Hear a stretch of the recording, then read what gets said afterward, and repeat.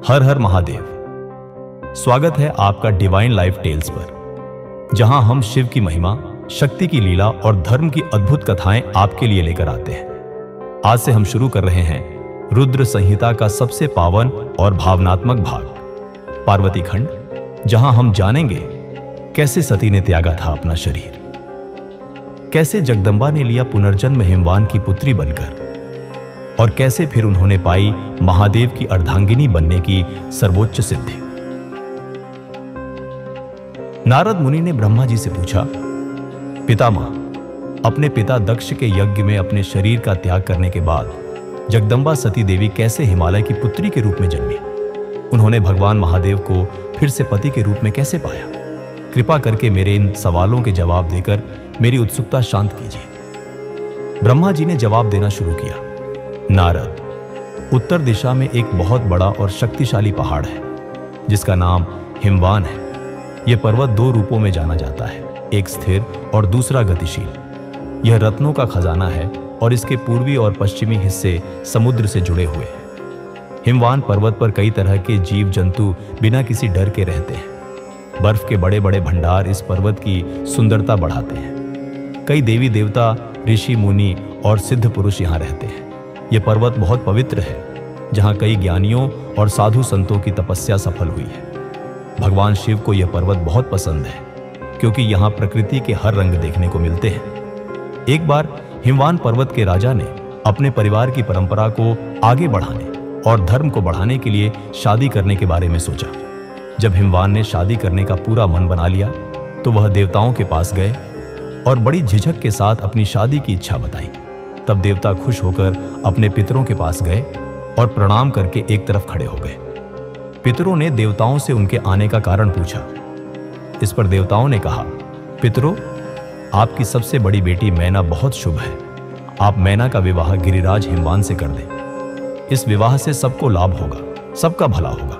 साथ ही हमारे कुल में जन्मी इन बेटियों में से कम एक तो शाप से मुक्त हो जाएगी। तब पितरों ने थोड़ा सोचने के बाद इस विवाह के लिए अपनी सहमति दे दी। पितरों ने खुशी खुशी एक बहुत बड़ा उत्सव मनाया और अपनी बेटी मैना का विवाह हिमवान से कर दिया। इस विवाह उत्सव में भगवान विष्णु सहित सभी देवी देवता शामिल हुए थे। विवाह के बाद सभी देवता खुश होकर अपने अपने लोक चले गए। हिमवान भी मैना के साथ अपने लोक चले गए। नारद मुनि ने पूछा, पितामह, अब आप मुझे मैना के जन्म के बारे में बताइए। साथ ही उन बेटियों को मिले शाप के बारे में भी बताकर मेरी शंका दूर कीजिए। नारद के ये सवाल सुनकर ब्रह्मा जी मुस्कुराए और बोले, नारद, मेरे पुत्र दक्ष की 60,000 बेटियां थीं, जिनकी शादी कश्यप जैसे बड़े बड़े ऋषियों से हुई। उनमें से स्वधा नाम की बेटी की शादी पितरों से हुई थी। उनकी 3 बेटियां थीं, जो बहुत भाग्यशाली और साक्षात धर्म का रूप थी। उनके नाम थे, पहली मैना, दूसरी धन्या और तीसरी कलावती। ये तीनों बेटियां पितरों की मानस पुत्रियां थीं, यानी उनके मन से पैदा हुई थी। इनका जन्म मां के गर्भ से नहीं हुआ था। ये पूरे संसार में पूजनीय है। इनके नाम याद करने और जपने से इंसान की सभी इच्छाएं पूरी होती हैं। ये तीनों पूरे संसार में इंसानों और देवताओं द्वारा पूजी जाती हैं। इन्हें लोक माताएं भी कहा जाता है। मुनीश्वर, एक बार मैना, धन्या और कलावती, ये तीनों बहनें श्वेत द्वीप में भगवान विष्णु के दर्शन करने गईं। वहां बहुत से लोग जमा थे। उसी जगह मेरे पुत्र सनकादिक भी आए हुए थे। सबने भगवान विष्णु की बहुत स्तुति की। सभी सनकादिक मुनि को देखकर उनके स्वागत के लिए खड़े हो गए, लेकिन ये तीनों बहनें उनके स्वागत के लिए खड़ी नहीं हुई। भगवान शिव की माया ने उन्हें मोहित कर दिया था। तब इन बहनों के इस बुरे व्यवहार से सनकादिक क्रोधित हो गए और उन्होंने इन बहनों को शाप दे दिया। सनकादिक मुनि बोले, तुम तीनों बहनों ने घमंड में आकर मेरा अभिवादन नहीं किया, इसलिए तुम हमेशा स्वर्ग से दूर रहोगी और इंसान बनकर पृथ्वी पर रहोगी। तुम तीनों इंसानों की ही पत्नियां बनोगी। तीनों साध्वी बहनों ने ऋषि की बात सुनकर आश्चर्यचकित होकर अपनी गलती मानी। तब वे तीनों सिर झुकाकर सनकादिक मुनि के चरणों में गिर पड़ी और उनकी कई तरह से स्तुति करने लगी। उन्होंने कई बार क्षमा मांगी। तीनों कन्याएं मुनिवर को खुश करने के लिए प्रार्थना करने लगी। वे बोली, हम मूर्ख हैं जो हमने आपको प्रणाम नहीं किया। अब हम पर कृपा कर हमें स्वर्ग वापस पाने का कोई उपाय बताइए। तब सनकादिक मुनि बोले, पितरों की बेटियों, हिमालय पर्वत बर्फ का आधार है। तुम में से सबसे बड़ी मैना हिमालय की पत्नी बनेगी और उसकी बेटी का नाम पार्वती होगा। दूसरी बेटी धन्या राजा जनक की पत्नी बनेगी और उसके गर्भ से साक्षात महालक्ष्मी का रूप देवी सीता का जन्म होगा। इसी तरह तीसरी बेटी कलावती राजा वृषभानु को पति रूप में प्राप्त करेगी और राधा की मां बनने का सम्मान पाएगी। इसके बाद मैना और हिमालय अपनी बेटी पार्वती के आशीर्वाद से कैलाश पद को प्राप्त करेंगे। धन्या और उसके पति राजा सिरध्वज जनक देवी सीता के पुण्य के कारण बैकुंठ धाम को प्राप्त करेंगे। वृषभानु और कलावती अपनी बेटी राधा के साथ गोलोक में जाएंगे। पुण्य कर्म करने वालों को निश्चित रूप से सुख मिलता है, इसलिए हमेशा सत्य के मार्ग पर चलना चाहिए। तुम पितरों की बेटी होने के कारण स्वर्ग भोगने के योग्य हो, लेकिन मेरा शाप भी जरूर पूरा होगा। परंतु जब तुमने मुझसे क्षमा मांगी है तो मैं तुम्हारे शाप के असर को कुछ कम जरूर कर दूंगा। धरती पर जन्म लेने के बाद तुम साधारण इंसानों की तरह ही रहोगी, लेकिन शादी के बाद जब तुम्हें संतान होगी और तुम्हारी बेटियों को अच्छे वर मिलेंगे और उनकी शादी हो जाएगी, यानी जब तुम अपनी सारी जिम्मेदारियां पूरी कर लोगी, तब भगवान विष्णु के दर्शन से तुम्हारा कल्याण हो जाएगा। मैना की बेटी पार्वती कठिन तपस्या से शिव की प्रिय पत्नी बनेंगी। धन्या की बेटी सीता दशरथ नंदन श्री रामचंद्र जी को पति रूप में पाएंगी। कलावती की बेटी राधा श्री कृष्ण के प्यार में बंधकर उनकी प्रेमिका बनेगी। यह कहकर मुनि सनकादिक वहां से गायब हो गए। उसके बाद पितरों की तीनों बेटियां शाप से मुक्त होकर अपने धाम चली गईं। नारद जी ने पूछा, हे ब्रह्मा जी, आपने मैना के पिछले जन्म की कहानी बताई जो बहुत ही अद्भुत थी। भगवान, अब आप मुझे यह बताइए कि पार्वती जी मैना से कैसे पैदा हुई और उन्होंने भगवान शिव को पति के रूप में कैसे प्राप्त किया। ब्रह्मा जी बोले, हे नारद, मैना और हिमवान की शादी पर बहुत बड़ा उत्सव मनाया गया। शादी के बाद वे दोनों अपने घर पहुंचे और सुख से रहने लगे। तब भगवान विष्णु दूसरे देवताओं के साथ हिमालय के पास गए। सभी देवताओं को अपने राज्य दरबार में आया देखकर हिमालय बहुत खुश हुए। उन्होंने सभी देवताओं को प्रणाम किया और उनकी स्तुति की। वे भक्ति भाव से उनका आदर सत्कार करने लगे।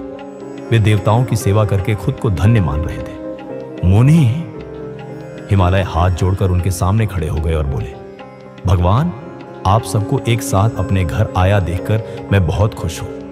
सच कहूं तो आज मेरा जीवन सफल हो गया है।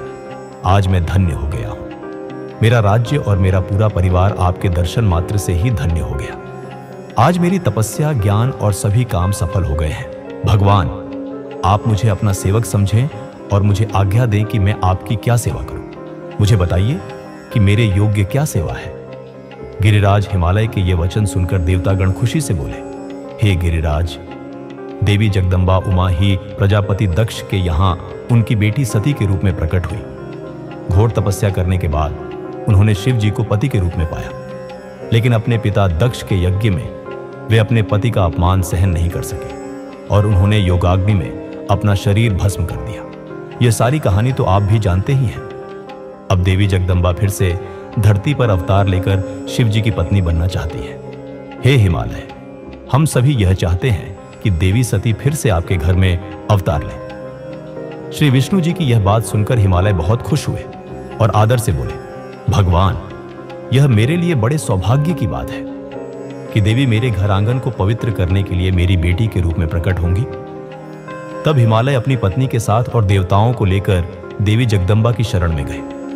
उन्होंने देवी का स्मरण किया और श्रद्धा पूर्वक उनकी स्तुति करने लगे। देवता बोले, हे जगदम्बे, हे उमे, हे शिवलोक में रहने वाली देवी, हे दुर्गे, हे महेश्वरी, हम सब आपको भक्ति पूर्वक नमस्कार करते हैं। आप परम कल्याणकारी हैं।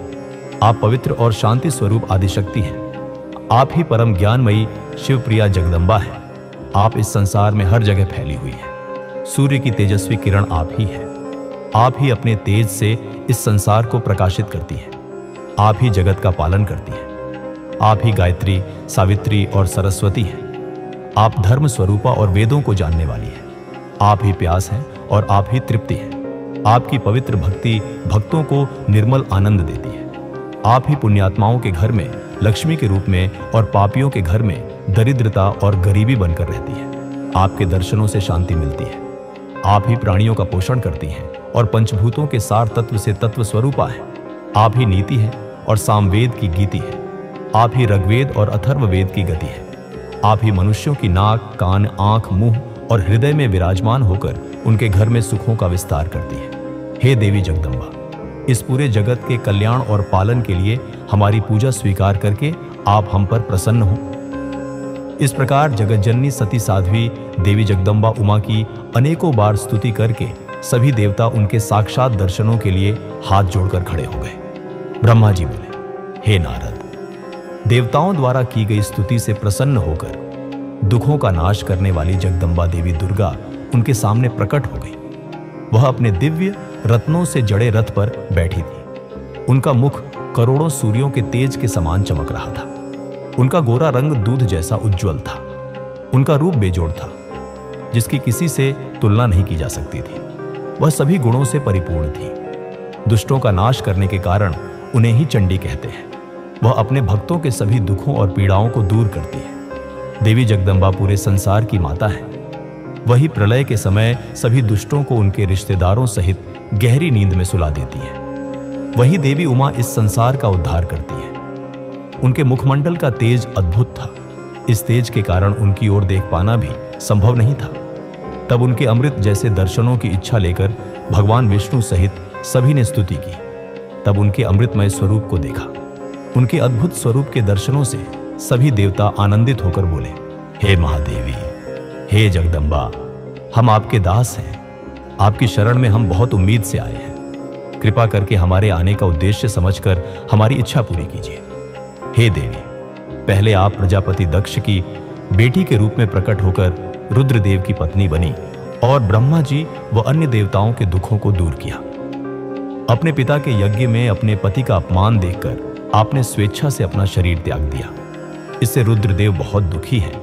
वे बहुत शोकाकुल हो गए हैं। साथ ही आपके यहां से चले जाने से देवताओं की जो इच्छा थी वह भी अधूरी रह गई है।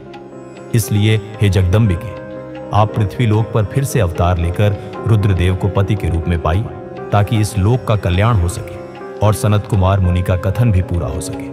हे भगवती, आप हम सब पर ऐसी ही कृपा करें ताकि हम सभी प्रसन्न हो जाएं तथा महादेव जी भी फिर से सुखी हो जाएं, क्योंकि आपसे बिछड़ने के कारण वे बहुत दुखी हैं। कृपा करके हमारे सभी कष्टों और दुखों को दूर करें। हे नारद, ऐसा कहकर सभी देवता फिर से भगवती की आराधना करने लगे। उसके बाद हाथ जोड़कर चुपचाप खड़े हो गए। तब उनकी अटूट स्तुति से देवी उमा को बहुत प्रसन्नता हुई। तब देवी शिव जी का स्मरण करते हुए बोली, हे हरि, हे ब्रह्मा जी तथा समस्त देवताओं और ऋषि मुनियों, मैं तुम्हारी आराधना से बहुत प्रसन्न हूं। अब तुम सभी अपने अपने निवास स्थानों पर जाओ और सुखपूर्वक वहां रहो। मैं निश्चित रूप से अवतार लेकर हिमालय मैना की बेटी के रूप में प्रकट होंगी, क्योंकि मैं अच्छे से जानती हूं कि जब से मैंने दक्ष के यज्ञ की अग्नि में अपना शरीर त्यागा है, तब से मेरे पति त्रिलोकीनाथ महादेव जी भी लगातार आग में जल रहे हैं। उन्हें हर समय मेरी ही चिंता रहती है। वे हर समय यह सोचते हैं कि उनके क्रोध के कारण ही मैं उनका अपमान देखकर वापस नहीं आई और मैंने वहीं अपना शरीर त्याग दिया। यही कारण है कि उन्होंने अद्भुत वेश धारण कर लिया है और हमेशा योग में ही लीन रहते हैं। अपनी प्राण प्रिया का वियोग वे सहन नहीं कर सके हैं, इसलिए उनकी भी यही इच्छा है कि मैं फिर से पृथ्वी पर अवतार लूं ताकि हमारा मिलन फिर से हो सके। महादेव जी की इच्छा मेरे लिए हमेशा सबसे ऊपर है, अतः मैं अवश्य ही हिमालय मैना की बेटी के रूप में अवतार लूंगी। इस प्रकार देवताओं को बहुत आश्वासन देकर देवी जगदम्बा वहां से गायब हो गई। उसके बाद भगवान विष्णु और अन्य देवताओं का मन खुशी और हर्ष से खिल उठा। वे उस स्थान को जहां देवी ने दर्शन दिए थे अनेकों बार नमस्कार कर अपने अपने धाम चले गए। नारद जी ने पूछा, हे विधाता, देवी के गायब होने के बाद जब सभी देवता अपने अपने धाम चले गए तब आगे क्या हुआ? हे भगवान, कृपा करके मुझे आगे की कहानी भी सुनाइए। ब्रह्मा जी बोले, हे मुनिश्रेष्ठ नारद, जब देवी जगदम्बा वहां सभी देवताओं और हिमालय को आश्वासन देकर अपने लोक चली गई, तब भगवान विष्णु ने मैना और हिमालय को देवी जगदम्बा को खुश करने के लिए उनकी स्तुति करने को कहा। साथ ही देवी का भक्ति पूर्वक चिंतन करने और उनकी भक्ति भावना से तपस्या करने का उपदेश देकर सभी देवताओं सहित विष्णु जी भी अपने बैकुंठ लोक चले गए। उसके बाद मैना और हिमालय दोनों हमेशा देवी जगदम्बा के अमृतमय और कल्याणकारी स्वरूप का चिंतन करते और उनकी आराधना में ही लीन रहते थे। मैना देवी की कृपा पाने के लिए शिवजी सहित उनकी आराधना करती थी। वे ब्राह्मणों को दान देती और उन्हें भोजन कराती थी। मन में देवी दुर्गा को बेटी के रूप में पाने की इच्छा लिए हिमालय और मैना ने चैत्र महीने से शुरू करके 27 सालों तक देवी की पूजा अर्चना लगातार की। मैना अष्टमी तिथि का व्रत रखकर नवमी को लड्डू, खीर, पीठी, श्रृंगार और कई तरह के फूलों से उन्हें प्रसन्न करने की कोशिश करती थी। उन्होंने गंगा के किनारे दुर्गा देवी की मूर्ति बना रखी थी। वे हमेशा उसकी नियम से पूजा करती थी। मैना देवी निराहार रहकर पूजा करती थी। कभी सिर्फ पानी पीकर तो कभी हवा के सहारे ही व्रत पूरा करती थी। 27 सालों तक नियम पूर्वक और भक्ति भावना से जगदम्बा दुर्गा की आराधना करने के बाद वे प्रसन्न हो गई। तब देवी जगदम्बा ने मैना और हिमालय को अपने साक्षात दर्शन दिए। देवी जगदम्बा बोली, हे गिरिराज हिमालय और महारानी मैना, मैं तुम दोनों की तपस्या से बहुत प्रसन्न हूं। इसलिए जो तुम्हारी इच्छा हो वह वरदान मांग सकते हो। हे हिमालय की प्रिय मैना, तुम्हारी तपस्या और व्रत से मुझे बड़ी प्रसन्नता हुई है, इसलिए मैं तुम्हें मनचाहा फल दूंगी। सो जो इच्छा हो कहो। तब मैना देवी दुर्गा को भक्ति भावना से प्रणाम करके बोली, देवी जगदम्बिके, आपके सामने दर्शन करके मैं धन्य हो गई। हे देवी, मैं आपके स्वरूप को प्रणाम करती हूं। हे माता, हम पर प्रसन्न होइए। मैना के वचनों को सुनकर देवी दुर्गा को बहुत संतोष हुआ और उन्होंने मैना को गले से लगा लिया। देवी के गले लगते ही मैना को ज्ञान मिल गया। तब वे देवी जगदम्बा से कहने लगी, इस जगत को धारण करने वाली, लोगों का पालन करने वाली और मनचाहे फल देने वाली देवी, मैं आपको प्रणाम करती हूं। आप ही इस जगत में आनंद फैलाती हैं। आप ही माया हैं, आप ही योग निद्रा हैं। आप अपने भक्तों के शोक और दुखों को दूर करती हैं। आप ही अपने भक्तों को अज्ञानता के अंधेरों से निकालकर उन्हें ज्ञान रूपी तेज देती है। भला मैं तुच्छ स्त्री कैसे आपकी महिमा का वर्णन कर सकती हूँ। आप आकार रहित और अदृश्य हैं। आप शाश्वत शक्ति हैं। आप परम योगिनी हैं और इच्छानुसार नारी रूप में धरती पर अवतार लेती है। आप ही पृथ्वी लोक पर चारों ओर फैली प्रकृति है। ब्रह्म के स्वरूप को अपने वश में करने वाली विद्या आप ही है। हे जगदम्बा माता, आप मुझ पर प्रसन्न होइए। आप ही यज्ञ में अग्नि के रूप में प्रज्वलित होती है। माता, आप ही सूर्य की किरणों को प्रकाश देने वाली शक्ति है। चंद्रमा की शीतलता भी आप ही है। ऐसी महान और मंगलकारी देवी जगदम्बा का मैं स्तवन करती हूँ। माथे, मैं आपकी वंदना करती हूँ। पूरे जगत का पालन करने वाली और जगत का कल्याण करने वाली शक्ति भी आप ही है। आप ही भगवान विष्णु की माया है। हे दुर्गा माँ, आप ही इच्छानुसार रूप धारण करके इस संसार की रचना, पालन और संहार करती है। हे देवी, मैं आपको नमस्कार करती हूँ। कृपा करके हम पर प्रसन्न होइए। ब्रह्मा जी बोले, हे नारद, मैना द्वारा भक्ति भाव से की गई स्तुति को सुनकर देवी बोली कि मैना, तुम अपना मनचाहा वर मांग लो। तुम्हारे द्वारा मांगी गई वस्तु मैं अवश्य दूंगी। मेरे लिए कोई भी वस्तु ऐसी नहीं है जो मैं न दे सकूं। देवी जगदम्बा के इन वचनों को सुनकर मैना बहुत खुश हुई और बोली, हे शिवे, आपकी जय हो। हे जगदम्बिके, आप ही ज्ञान देती हैं। आप ही सबको मनचाही वस्तु देती हैं। हे देवी, मैं आपसे वरदान मांगती हूँ। हे माता, आप मुझे 100 पुत्र प्रदान करें जो बलशाली और पराक्रमी हो, जिनकी आयु लंबी हो। उसके बाद मेरी एक पुत्री हो जो साक्षात आपका ही रूप हो। हे देवी, आप सारे संसार में पूजित हैं तथा सभी गुणों से संपन्न और आनंद देने वाली हैं। हे माता, आप ही सभी कार्यों को सिद्ध करने वाली हैं। हे भगवती, देवताओं के कार्यों को पूरा करने के लिए आप रुद्रदेव की पत्नी बनिए और इस संसार को अपनी कृपा से कृतार्थ करने के लिए मेरी बेटी बनकर जन्म लीजिए। मैना के कहे वचनों को सुनकर देवी भगवती मुस्कुराने लगी। तब सबके मनोरथों को पूरा करने वाली देवी मुस्कुराते हुए बोली, मैना, मैं तुम्हारी भक्ति भाव से की गई तपस्या से बहुत प्रसन्न हूं। मैं तुम्हारे द्वारा मांगे गए वरदानों को अवश्य ही पूरा करूंगी। सबसे पहले मैं तुम्हें 100 बलशाली पुत्रों की माता होने का वर देती हूं। उन 100 पुत्रों में से सबसे पहले जन्म लेने वाला पुत्र सबसे अधिक शक्तिशाली और बलशाली होगा। उसके बाद मैं स्वयं तुम्हारी पुत्री के रूप में तुम्हारे गर्भ से जन्म लूंगी। तब मैं देवताओं के हित का कल्याण करूंगी। ऐसा कहकर जगत जननी परमेश्वरी देवी जगदम्बा वहां से गायब हो गई। तब महेश्वरी से अपने द्वारा मांगा गया अभीष्ट फल पाकर देवी मैना खुशी से झूम उठी। उसके बाद वे अपने घर चली गई। घर जाकर मैना ने अपने पति हिमालय को भी अपनी तपस्या की पूर्णता और वरदानों की प्राप्ति के बारे में बताया, जिसे सुनकर हिमालय बहुत प्रसन्न हुए। तब वे दोनों अपने भाग्य की सराहना करने लगे। उसके बाद कुछ समय बाद मैना को गर्भ ठहरा। धीरे धीरे समय बीतता गया। समय पूरा होने पर मैना ने एक पुत्र को जन्म दिया, जिसका नाम मैनाक रखा गया। पुत्र प्राप्ति की सूचना मिलने पर हिमालय हर्ष से भर गए और उन्होंने अपने नगर में बहुत बड़ा उत्सव किया। इसके बाद हिमालय के यहाँ 99 और पुत्रों ने जन्म लिया। 100 पुत्रों में मैनाक सबसे बड़ा और बलशाली था। आगे चलकर मैनाक का विवाह नाग कन्याओं से हुआ, परंतु मैनाक की कहानी एक अनोखा मोड़ लेती है। प्राचीन काल में पर्वतों के पास पंख हुआ करते थे, जिससे वे अपनी मर्जी से उड़ सकते थे और पृथ्वी पर अस्थिरता फैलाते थे। इसी से क्रोधित होकर देवराज इंद्र ने अपने वज्र से सभी पर्वतों के पंख काटने शुरू कर दिए ताकि वे स्थिर हो जाएं। लेकिन जब इंद्र मैनाक के पंख काटने के लिए आए तो पवन देव वायु देवता उसकी सहायता के लिए आगे आए। पवन देव ने मैनाक को उठाकर समुद्र में छिपा दिया, जिससे वह इंद्र के प्रकोप से बच गया और उसके पंख सुरक्षित रहे। समुद्र में शरण लेने के कारण मैनाक की समुद्र से गहरी मित्रता हो गई। अपनी इस अनोखी विशेषता के कारण कि वह अकेला ऐसा पर्वत था जिसके पंख नहीं काटे गए, मैनाक अपने बाद प्रकट हुए सभी पर्वतों में पर्वतराज कहलाया, यानी पर्वतों का राजा। ब्रह्मा जी कहते हैं, हे नारद, उसके बाद हिमालय और मैना देवी भगवती और शिव जी के चिंतन में लीन रहने लगे। फिर जगत की माता जगदम्बिका अपना कहा सच करने के लिए अपने पूरे अंशों के साथ पर्वतराज हिमालय के हृदय में आकर विराजमान हो गई। उस समय उनके शरीर में एक अद्भुत और सुंदर चमक आ गई। वे तेज से प्रकाशित हो गए और आनंद में डूबकर देवी का ध्यान करने लगे। तब सही समय में गिरिराज हिमालय ने अपनी प्रिय मैना के गर्भ में उस अंश को स्थापित कर दिया। मैना ने हिमालय के हृदय में विराजमान देवी के अंश से गर्भ धारण किया।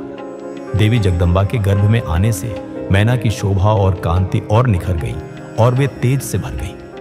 तब उन्हें देखकर हिमालय बहुत खुश रहने लगे। जब देवताओं सहित भगवान विष्णु और मुझे इस बात का पता चला तो हमने देवी जगदम्बिका की बहुत स्तुति की और सभी अपने अपने धाम चले गए। धीरे धीरे समय बीतता गया। 10 महीने पूरे होने के बाद देवी शिवा ने मैना के गर्भ से जन्म ले लिया। जन्म लेने के बाद देवी शिवा ने मैना को अपने साक्षात रूप के दर्शन कराए। देवी के जन्म वाले दिन बसंत ऋतु के चैत्र माह की 9वीं तिथि थी। उस समय आधी रात को मृगशिरा नक्षत्र था। देवी के जन्म से पूरे संसार में खुशी छा गई। हल्की हल्की हवा चलने लगी। पूरा वातावरण सुगंधित हो गया। आकाश में बादल उमड़ आए और हल्की हल्की फुहारों के साथ फूलों की वर्षा होने लगी। तब मां जगदम्बा के दर्शन के लिए भगवान विष्णु और मेरे सहित सभी देवी देवता गिरिराज हिमालय के घर पहुंचे। देवी के दर्शन कर सबने दिव्य रूप वाली महामाया मंगलमयी जगदम्बिका माता की स्तुति की। उसके बाद सभी देवता अपने अपने धाम चले गए। स्वयं माता जगदम्बा को बेटी के रूप में पाकर हिमालय और मैना धन्य हो गए। वे बहुत आनंद महसूस करने लगे। देवी के दिव्य रूप के दर्शन से मैना को उत्तम ज्ञान मिल गया। तब मैना देवी से बोली, हे जगदम्बा, हे शिवा, हे महेश्वरी, आपने मुझ पर बड़ी कृपा की जो अपने दिव्य स्वरूप के दर्शन मुझे दिए। हे माता, आप तो परम शक्ति हैं। आप तीनों लोकों की जननी हैं और देवताओं द्वारा पूजनीय हैं। हे देवी, आप मेरी बेटी के रूप में आकर शिशु रूप धारण कर लीजिए। मैना की बात सुनकर देवी मुस्कुराते हुए बोली, मैना, तुमने मेरी बड़ी सेवा की। तुम्हारी भक्ति भावना से प्रसन्न होकर ही मैंने तुम्हें वर मांगने के लिए कहा था और तुमने मुझे अपनी बेटी बनाने का वर मांग लिया था। तब मैंने थास्तु कहकर तुम्हें मनचाहा फल दिया था। उसके बाद मैं अपने धाम चली गई थी। उस वरदान के अनुसार आज मैंने तुम्हारे गर्भ से जन्म ले लिया है। तुम्हारी इच्छा का सम्मान करते हुए मैंने तुम्हें अपने दिव्य रूप के दर्शन दिए। अब आप दोनों पति पत्नी मुझे अपनी बेटी मानकर मेरा लालन पालन करो और मुझसे स्नेह रखो। मैं पृथ्वी पर अद्भुत लीलाएं करूंगी तथा देवताओं के कार्यों को पूरा करूंगी। बड़ी होकर मैं भगवान शिव को पति के रूप में प्राप्त कर उनकी पत्नी बनकर इस जगत का उद्धार करूंगी। ऐसा कहकर जगत माता देवी जगदम्बा चुप हो गई। तब देखते ही देखते देवी भगवती नन्हे शिशु के रूप में बदल गई। ब्रह्मा जी बोले, हे मुनिश्रेष्ठ नारद, मैना के सामने जब देवी जगदम्बिका ने शिशु रूप धारण किया तो वे सामान्य बच्चे की तरह रोने लगी।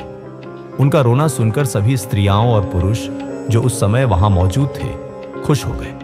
उस सांवले रंग वाली नीलकमल के समान सुंदर और परम तेजस्वी कन्या को देखकर गिरिराज हिमालय बहुत प्रसन्न हुए। तब शुभ मुहूर्त में हिमालय ने अपनी बेटी का नाम रखने के बारे में सोचा। उस समय मैना और हिमालय बहुत खुश थे। तब देवी के गुणों और अच्छे स्वभाव को देखकर उनका नाम पार्वती रखा गया। चंद्रमा की कला की तरह हिमालय की पुत्री धीरे धीरे बड़ी होने लगी। उसके अंग प्रत्यंग चंद्रमा की कला और बिंब के समान बहुत सुंदर लगने लगे। गिरिजा अपनी सहेलियों के साथ खेलती थी। पार्वती अपनी सहेलियों के साथ कभी गंगा की रेत से घर बनाती तो कभी गेंद खेलती। खेलते खेलते वे बड़ी होने लगी। जब वे शिक्षा के योग्य हो गई तो आचार्यों ने उन्हें कई धर्मशास्त्रों का उपदेश देना शुरू किया। उसे उन्हें अपने पूर्व जन्म की सभी बातें याद आ गई। मुनि, इस प्रकार मैंने शिवा की लीला का वर्णन तुमसे किया है। एक समय की बात है, तुम शिव लीला से प्रेरित होकर हिमालय के घर गए। हे नारद, तुम शिव तत्व को जानने वाले हो और उनकी कई लीलाओं को समझते हो। तुम्हें आया हुआ देखकर हिमालय मैना ने तुम्हें खुशी खुशी नमस्कार किया और बहुत आदर सत्कार किया। उसके बाद हिमालय ने अपनी बेटी पार्वती को बुलाया और उससे तुम्हारे चरणों में प्रणाम करवाया। फिर खुद भी बार बार नमस्कार करने लगे और बोले, हे मुनियों में श्रेष्ठ नारद, आप परम ज्ञानी हैं। आप हमेशा सबका भला करते हैं। आप भूत भविष्य और वर्तमान जानते हैं। आप परोपकारी और दयालु हैं। कृपया मेरी कन्या का भाग्य बताइए और मुझे यह भी बताइए कि मेरी बेटी किसकी सौभाग्यवती पत्नी होगी। नारद, हिमालय के ऐसे प्रश्न सुनकर तुमने पार्वती का हाथ देखा और उसके मुखमंडल को देखकर कहना शुरू किया, हे गिरिराज और मैना, आपकी यह पुत्री चंद्रमा की कला की तरह शोभित हो रही है। यह सभी शुभ लक्षणों से युक्त है। इसका भाग्य बड़ा प्रबल है। यह अपने पति के लिए सुख देने वाली होगी, साथ ही अपने माता पिता के यश और कीर्ति को बढ़ाएगी। यह परम साध्वी और संसार की स्त्रियों में सर्वश्रेष्ठ होगी। इसका पति योगी, नग्न, निर्गुण, काम वासना से रहित, माता पिता विहीन, अभिमान से रहित, पवित्र और साधु वेशधारी होगा। इस बात को सुनकर मैना और हिमालय दोनों दुखी हो गए। पार्वती देवी सोचने लगी कि मुनि नारद की बात हमेशा सच होती है। जो लक्षण नारद जी ने बताए हैं वे सभी तो शिव जी में मौजूद हैं। भगवान शिव को अपना भावी पति मानकर पार्वती मन ही मन खुशी से खिल उठी और शिव जी के चरणों का चिंतन करने लगी। तब हिमालय बड़े दुखी स्वर से बोले, हे नारद, अपनी पुत्री के भावी पति के विषय में जानकर मैं बहुत दुखी हूं। आप कृपया मेरी पुत्री को बचाने का कोई रास्ता सुझाएं। गिरिराज हिमालय के ये वचन सुनकर, हे नारद, तुमने कहा, गिरिराज, मेरी कही बात हमेशा सच होगी, क्योंकि हाथ की रेखाएं ब्रह्मा जी द्वारा लिखी जाती हैं और कभी झूठ नहीं हो सकती। इस रेखा का फल तो अवश्य मिलेगा, किंतु ऐसा होने पर भी पार्वती सुखपूर्वक रहे, इसके लिए पार्वती का विवाह भगवान शिव से कर दे। भगवान शिव में ये सभी गुण हैं। महादेव जी में ये अशुभ लक्षण भी शुभ हो जाते हैं। इसलिए गिरिराज, तुम बिना सोचे समझे अपनी कन्या का विवाह भगवान शिव से कर दो। वे सबके ईश्वर हैं तथा निर्विकार, सामर्थ्यवान और अविनाशी हैं, किंतु ऐसा होना इतना सरल नहीं है। पार्वती शिव विवाह तभी संभव हो सकता है जब किसी तरह भगवान शिव प्रसन्न हो जाए। भगवान शंकर को प्रसन्न करने और वश में करने का सबसे सरल और उत्तम साधन है यदि आपकी पुत्री भगवान शिव की अटूट भक्ति भाव से तपस्या करे तो सब ठीक हो जाएगा। पार्वती भगवान शिव को पति के रूप में प्राप्त करेंगी। वे हमेशा भगवान शिव के अनुसार ही काम करेंगी, क्योंकि वे उत्तम व्रत का पालन करने वाली महासाध्वी हैं। वे अपने माता पिता के सुख को बढ़ाने वाली हैं। हे गिरिराज हिमालय, भगवान शिव और शिवा का प्रेम तो अलौकिक है। ऐसा प्रेम न तो किसी का हुआ है और नहीं होगा। भगवान शिव इनके अलावा और किसी स्त्री को अपनी पत्नी नहीं बनाएंगे। हिमालय, शिव शिवा को एक होकर देवताओं की सिद्धि के लिए कई काम करने हैं। आपकी पुत्री को पत्नी रूप में प्राप्त करके ही भगवान अर्धनारीश्वर होंगे। आपकी पुत्री पार्वती भगवान शिव की तपस्या से उन्हें संतुष्ट कर उनकी पत्नी बन जाएगी। मुनि नारद, तुम्हारे इन वचनों को सुनकर हिमालय बोले, हे मुनिश्रेष्ठ नारद, भगवान शिव सभी प्रकार की इच्छाओं का त्याग करके अपने मन को संयम में रखकर हमेशा तपस्या करते हैं। उनका ध्यान हमेशा परम ब्रह्म में लगा रहता है। भला वे अपने मन को कैसे योग से हटाकर मोह माया के बंधनों में फंसने हेतु विवाह करेंगे?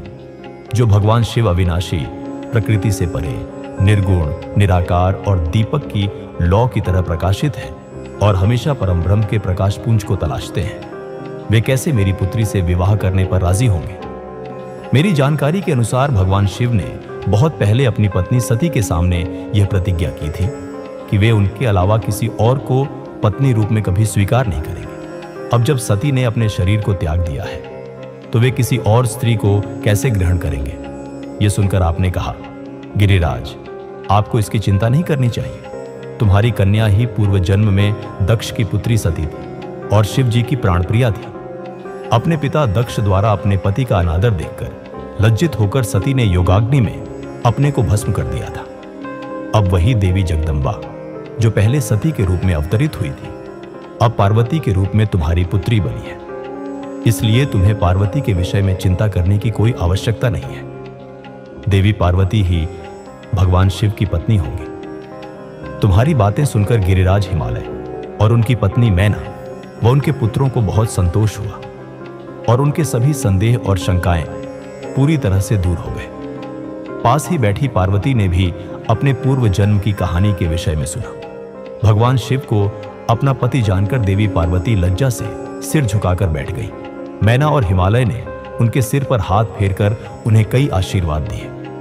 उसके बाद पार्वती को तपस्या के विषय में बताकर नारद, आप वहां से गायब हो गए। आपके जाने के बाद मैना और हिमालय बहुत प्रसन्न हुए। ब्रह्मा जी बोले, हे नारद, तुम्हारे स्वर्गलोक जाने के बाद कुछ समय तक सब कुछ वैसे ही चलता रहा। एक दिन मैना अपने पति हिमालय के पास गई और उन्हें प्रणाम करके कहने लगी, हे प्राणनाथ, उस दिन जब देवर्षि नारद हमारे यहाँ पधारे थे और पार्वती का हाथ देखकर उसके बारे में कई बातें बता गए थे, तब मैंने उनकी बातों पर ध्यान दिया था। अब पार्वती बड़ी हो रही है। मेरी आपसे विनम्र प्रार्थना है कि आप उसके विवाह के लिए एक सुयोग्य और सुंदर वर खोजना शुरू कर दें, जिसके साथ हमारी बेटी पार्वती सुख से अपना जीवन बिता सके। वह अच्छे लक्षणों वाला और कुलीन होना चाहिए, क्योंकि मुझे अपनी बेटी अपने प्राणों से भी ज्यादा प्यारी है। मैं सिर्फ बेटी का सुख चाहती हूं। यह कहकर मैना की आंखों में आंसू आ गए और वे अपने पति के चरणों में गिर पड़ी। तब हिमालय ने अपनी पत्नी मैना को प्यार से उठाया और उन्हें समझाने लगे। वे बोले, हे देवी, तुम फिजुल की चिंता छोड़ दो। मुनि नारद की बात कभी झूठ नहीं हो सकती। यदि तुम पार्वती को सुखी देखना चाहती हो तो उसे भगवान शिव की तपस्या के लिए प्रेरित करो। यदि शिव जी प्रसन्न हो गए तो वे स्वयं ही पार्वती का हाथ थाम लेंगे।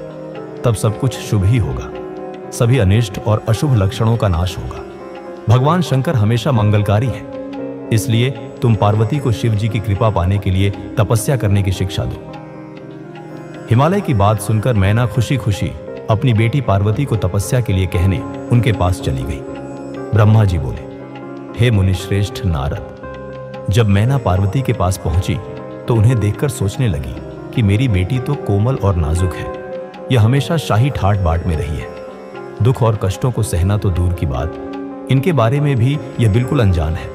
पार्वती को उन्होंने बड़े ही लाड़ प्यार से पाला है, तो भला मैं अपनी प्रिय बेटी को कठोर तपस्या करने के लिए कैसे प्रेरित कर सकती हूँ? यही सब सोचकर मैना अपनी पुत्री से तपस्या के लिए कुछ नहीं बोल सकी। तब अपनी माता के चिंतित चेहरे को देखकर साक्षात जगदम्बा का अवतार धारण करने वाली देवी पार्वती यह जान गई कि उनकी माता जी क्या कहना चाहती हैं।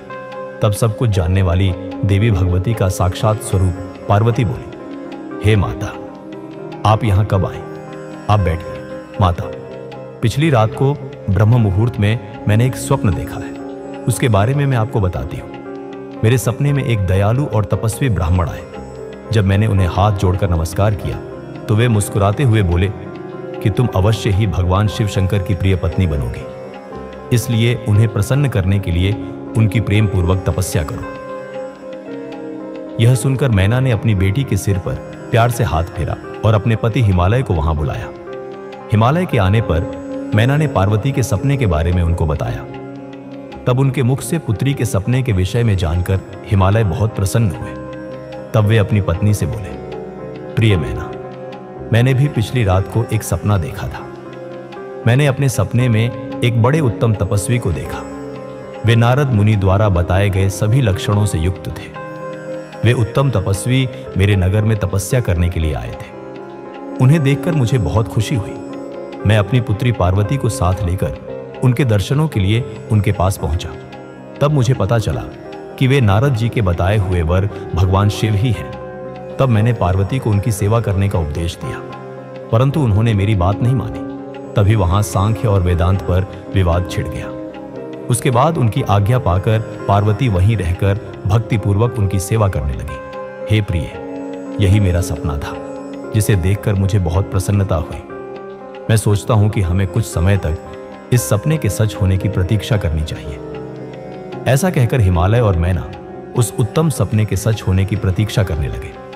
ब्रह्मा जी बोले, नारद, भगवान शिव का यश बहुत पवित्र, शुभ और भक्ति बढ़ाने वाला है। दक्ष के यज्ञ से वे अपने निवास कैलाश पर्वत पर वापस आ गए थे। वहां आकर भगवान शिव अपनी पत्नी सती के बिछड़ने से बहुत दुखी थे। उनका मन देवी सती को याद कर रहा था और वे उन्हें याद करके बेचैन हो रहे थे।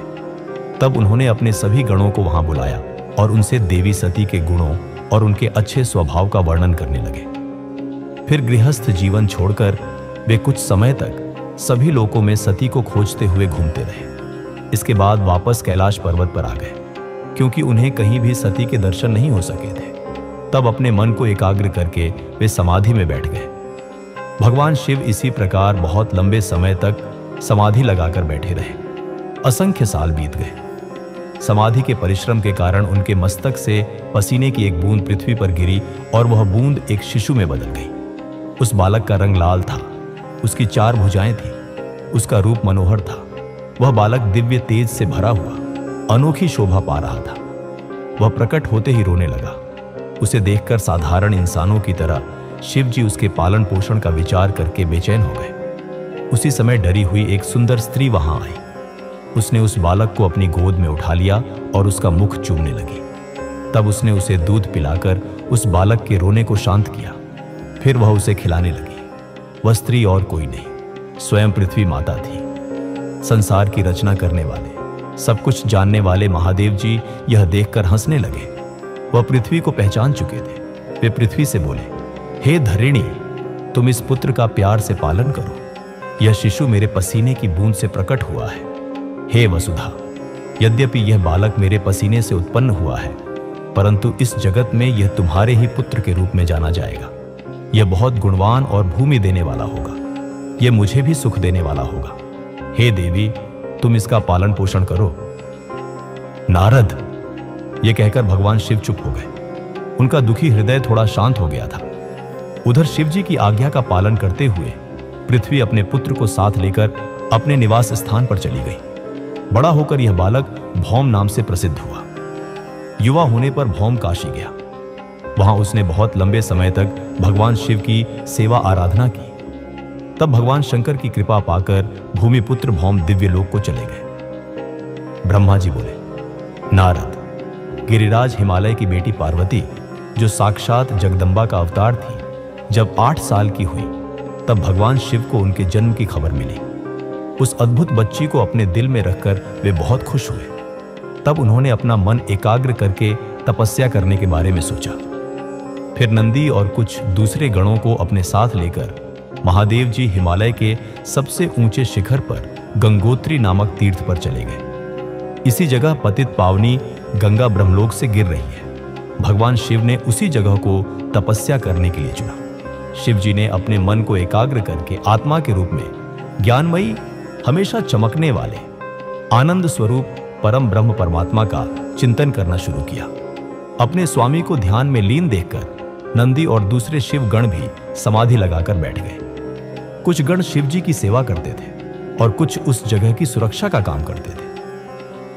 जब गिरिराज हिमालय को शिव जी के आने का यह शुभ समाचार मिला, तब वे प्यार से और आदर के भाव से अपने सेवकों सहित उस जगह आए जहां वे तपस्या कर रहे थे। हिमालय ने हाथ जोड़कर रुद्रदेव को प्रणाम किया। उसके बाद उनकी भक्ति भाव से पूजा आराधना करने लगे। हाथ जोड़कर हिमालय बोले, भगवान आप यहां पधारे, ये मेरा सौभाग्य है। प्रभु आप भक्तों पर दया करने वाले हैं। आज आपके साक्षात दर्शन पाकर मेरा जन्म सफल हो गया है। आप मुझे अपना सेवक समझें और मुझे अपनी सेवा करने की आज्ञा दें। हे प्रभु आपकी सेवा करके मेरा मन बहुत आनंद महसूस करेगा। गिरिराज हिमालय के वचन सुनकर महादेव जी ने अपनी आंखें खोली और वहां हिमालय और उनके सेवकों को खड़े देखा। उन्हें देखकर महादेव जी मुस्कुराते हुए बोले, हे गिरिराज मैं तुम्हारे शिखर पर एकांत में तपस्या करने के लिए आया हूं। हिमालय तुम तपस्या के धाम हो। देवी देवताओं, मुनियों और राक्षसों को भी तुम सहारा देते हो। गंगा जो सबके पाप धो देती है तुम्हारे ऊपर से होकर ही निकलती है, इसलिए तुम हमेशा के लिए पवित्र हो गए हो। मैं इस परम पवित्र जगह जो गंगा का उद्गम स्थल है पर तपस्या करने के लिए आया हूं। मैं यह चाहता हूं कि मेरी तपस्या बिना किसी रुकावट के पूरी हो जाए, इसलिए तुम ऐसी व्यवस्था करो कि कोई भी मेरे पास ना आ सके। अब तुम अपने घर जाओ और इसका ठीक से प्रबंध करो। ऐसा कहकर भगवान शिव चुप हो गए। तब हिमालय बोले, हे परमेश्वर आप मेरे निवास के क्षेत्र में पधारे, ये मेरे लिए बड़े सौभाग्य की बात है। मैं आपका स्वागत करता हूं। भगवान कई मनुष्य आपकी अटूट भक्ति और प्रार्थना करने पर भी आपके दर्शनों के लिए तरसते हैं। ऐसे महादेव ने मुझ दीन को अपने अमृत दर्शनों से धन्य किया है। भगवान आप यहां तपस्या के लिए पधारे हैं, इससे मैं बहुत प्रसन्न हूं। आज मैं खुद को देवराज इंद्र से भी ज्यादा भाग्यशाली मानता हूं। आप यहां बिना किसी रुकावट के एकाग्र मन से तपस्या कर सकते हैं। यहां आपको किसी भी तरह की कोई परेशानी नहीं होगी, ऐसा मैं आपको विश्वास दिलाता हूं। ऐसा कहकर गिरिराज हिमालय अपने घर लौट गए। घर पहुंचकर उन्होंने अपनी पत्नी मैना को शिवजी से हुई सारी बातों का हाल बताया। तब उन्होंने अपने सेवकों को बुलाया और समझाते हुए कहने लगे कि आज से कोई भी गंगावतरण यानी गंगोत्री नामक स्थान पर नहीं जाएगा। वहां जाने वाले को मैं दंड दूंगा। इस प्रकार हिमालय ने अपने गणों को शिवजी की तपस्या के स्थान पर न जाने का आदेश दे दिया। ब्रह्मा जी बोले, हे मुनि नारद। उसके बाद हिमालय अपनी बेटी पार्वती को साथ लेकर शिवजी के पास गए। वहां जाकर उन्होंने योग साधना में डूबे त्रिलोकीनाथ भगवान शिव को हाथ जोड़कर नमस्कार किया और इस प्रकार प्रार्थना करने लगे, भगवान मेरी बेटी पार्वती आपकी सेवा करने के लिए बहुत उत्सुक है, इसलिए आपकी आराधना करने के लिए मैं इसे अपने साथ यहां लाया हूं। हे प्रभु यह अपनी 2 सखियों के साथ आपकी सेवा में रहेगी। आप मुझ पर कृपा करके इसे अपनी सेवा का अवसर दीजिए। तब भगवान शिव ने उस परम सुंदरी हिमालय की बेटी पार्वती को देखकर अपनी आंखें बंद कर ली और फिर से परम ब्रह्म के स्वरूप का ध्यान करने में लीन हो गए। उस समय सभी के ईश्वर और हर जगह मौजूद शिव जी तपस्या करने लगे। यह देखकर हिमालय इस सोच में डूब गए कि भगवान शंकर उनकी तपस्या स्वीकार करेंगे या नहीं। तब एक बार फिर हिमालय ने हाथ जोड़कर शिव जी के चरणों में प्रणाम किया और बोले, हे भोलेनाथ मैं हाथ जोड़े आपकी शरण में आया हूं, कृपया आंखें खोलकर मेरी ओर देखिए। भगवान आप सभी विपत्तियों को दूर करते हैं। हे भक्तों पर दया करने वाले, मैं रोज अपनी बेटी के साथ आपके दर्शनों के लिए यहां आऊंगा, कृपया मुझे आज्ञा दें। हिमालय के वचनों को सुनकर त्रिलोकीनाथ भगवान शिव ने अपनी आंखें खोल दी और बोले, हे गिरिराज हिमालय आप अपनी बेटी को घर पर ही छोड़कर मेरे दर्शनों को आ सकते हैं, नहीं तो आपको मेरा भी दर्शन नहीं होगा। महेश्वर की ऐसी बात सुनकर हिमालय ने अपना सिर झुका दिया और शिव जी से बोले, हे प्रभु हे महादेव जी कृपया यह बताइए कि मैं अपनी बेटी के साथ आपके दर्शनों के लिए क्यों नहीं आ सकता? क्या मेरी बेटी आपकी सेवा के योग्य नहीं है? फिर इसे न लेकर आने का कारण मुझे समझ में नहीं आता। हिमालय की बात सुनकर शिव जी हंसने लगे और बोले, हे गिरिराज आपकी बेटी सुंदर, चंद्रमुखी और कई शुभ लक्षणों से संपन्न है, इसलिए आपको इसे मेरे पास नहीं लाना चाहिए, क्योंकि विद्वानों ने नारी को माया का रूप कहा है। युवतियां ही तपस्वियों की तपस्या में रुकावट डालती है। मैं योगी हूं, हमेशा तपस्या में लीन रहता हूं और माया मोह से दूर रहता हूं, इसलिए मुझे स्त्री से दूर ही रहना चाहिए। हे हिमालय आप धर्म के ज्ञानी और वेदों की रीतियां जानते हैं। स्त्री के पास रहने से मन में विषय वासना उत्पन्न हो जाती है और वैराग्य नष्ट हो जाता है। जिससे तपस्वी और योगी का ध्यान भंग हो जाता है। इसलिए तपस्वी को स्त्रियों का साथ नहीं करना चाहिए। इस प्रकार कहकर भगवान शिव चुप हो गए। हिमालय शिव जी के ऐसे वचनों को सुनकर चकित और बेचैन हो गए। उन्हें चुप देखकर पार्वती देवी असमंजस में पड़ गई। भगवान शंकर के वचन सुनकर पार्वती जी बोली, योगीराज, आपने जो कुछ भी मेरे पिताजी गिरिराज हिमालय से कहा उसका उत्तर मैं देती हूं। अंतर्यामी, आपने महान तप करने का निश्चय किया है। ऐसा करने का निश्चय आपने शक्ति के कारण ही लिया है। सभी कर्मों को करने की यह शक्ति ही प्रकृति है। प्रकृति ही सबकी सृष्टि, पालन और संहार करती है। प्रभु, आप थोड़ा विचार करें, प्रकृति क्या है और आप कौन हैं? यदि प्रकृति न हो तो शरीर तथा स्वरूप किस प्रकार हो? आप हमेशा प्राणियों के लिए पूजनीय और चिंतनीय हैं। यह सब प्रकृति के ही कारण है। पार्वती जी के वचनों को सुनकर उत्तम लीला करने वाले भगवान शिव हंसते हुए बोले, मैं अपने कठोर तप द्वारा प्रकृति का नाश कर चुका हूं। अब मैं तत्व रूप में स्थित हूं। साधु पुरुषों को प्रकृति का संग्रह नहीं करना चाहिए। भगवान शिव के इस प्रकार के वचनों को सुनकर पार्वती हंसती हुई बोली, हे करुणा के सागर, कल्याणकारी योगीराज, आपने जो कहा क्या वह प्रकृति नहीं है? तो फिर आप उससे अलग कैसे हो सकते हैं? बोलना या कुछ भी करना, यानी हमारे द्वारा किया गया हर काम ही प्रकृति है। हम हमेशा प्रकृति के ही वश में हैं। यदि आप प्रकृति से अलग हैं तो न आपको बोलना चाहिए और न ही कुछ और करना चाहिए, क्योंकि ये काम तो प्रकृति के हैं, यानी प्राकृतिक है। भगवान, आप हंसते, सुनते, खाते, देखते और करते हैं, वह सब भी तो प्रकृति का ही काम है। इसलिए बेकार के वाद विवाद से कोई लाभ नहीं है। यदि आप वाकई प्रकृति से अलग हैं तो इस समय यहां तपस्या क्यों कर रहे हैं? सच तो यह है कि आप प्रकृति के वश में हैं और इस समय अपने स्वरूप को खोजने के लिए ही तपस्या में लीन रहना चाहते हैं। योगीराज, आप किस प्रकार की बात कर रहे हैं? थोड़ा विचार कर बताइए। यदि आपने प्रकृति का नाश कर डाला है तो आप किस प्रकार मौजूद रहेंगे? क्योंकि संसार तो हमेशा से ही प्रकृति से बंधा हुआ है। क्या आप प्रकृति का यह तत्व नहीं जान रहे हैं कि मैं ही प्रकृति हूं? आप पुरुष हैं, यह पूरी तरह सच है। मेरे ही कारण आप सगुण और साकार माने जाते हैं। भगवान, आप इंद्रियों पर विजय प्राप्त करने वाले होने पर भी प्रकृति के अनुसार ही कर्म करते हैं। हे महादेव, यदि आप यही मानते हैं कि आप प्रकृति से अलग हैं तो आपको मेरी किसी भी सेवा से और किसी भी प्रकार से डरना नहीं चाहिए।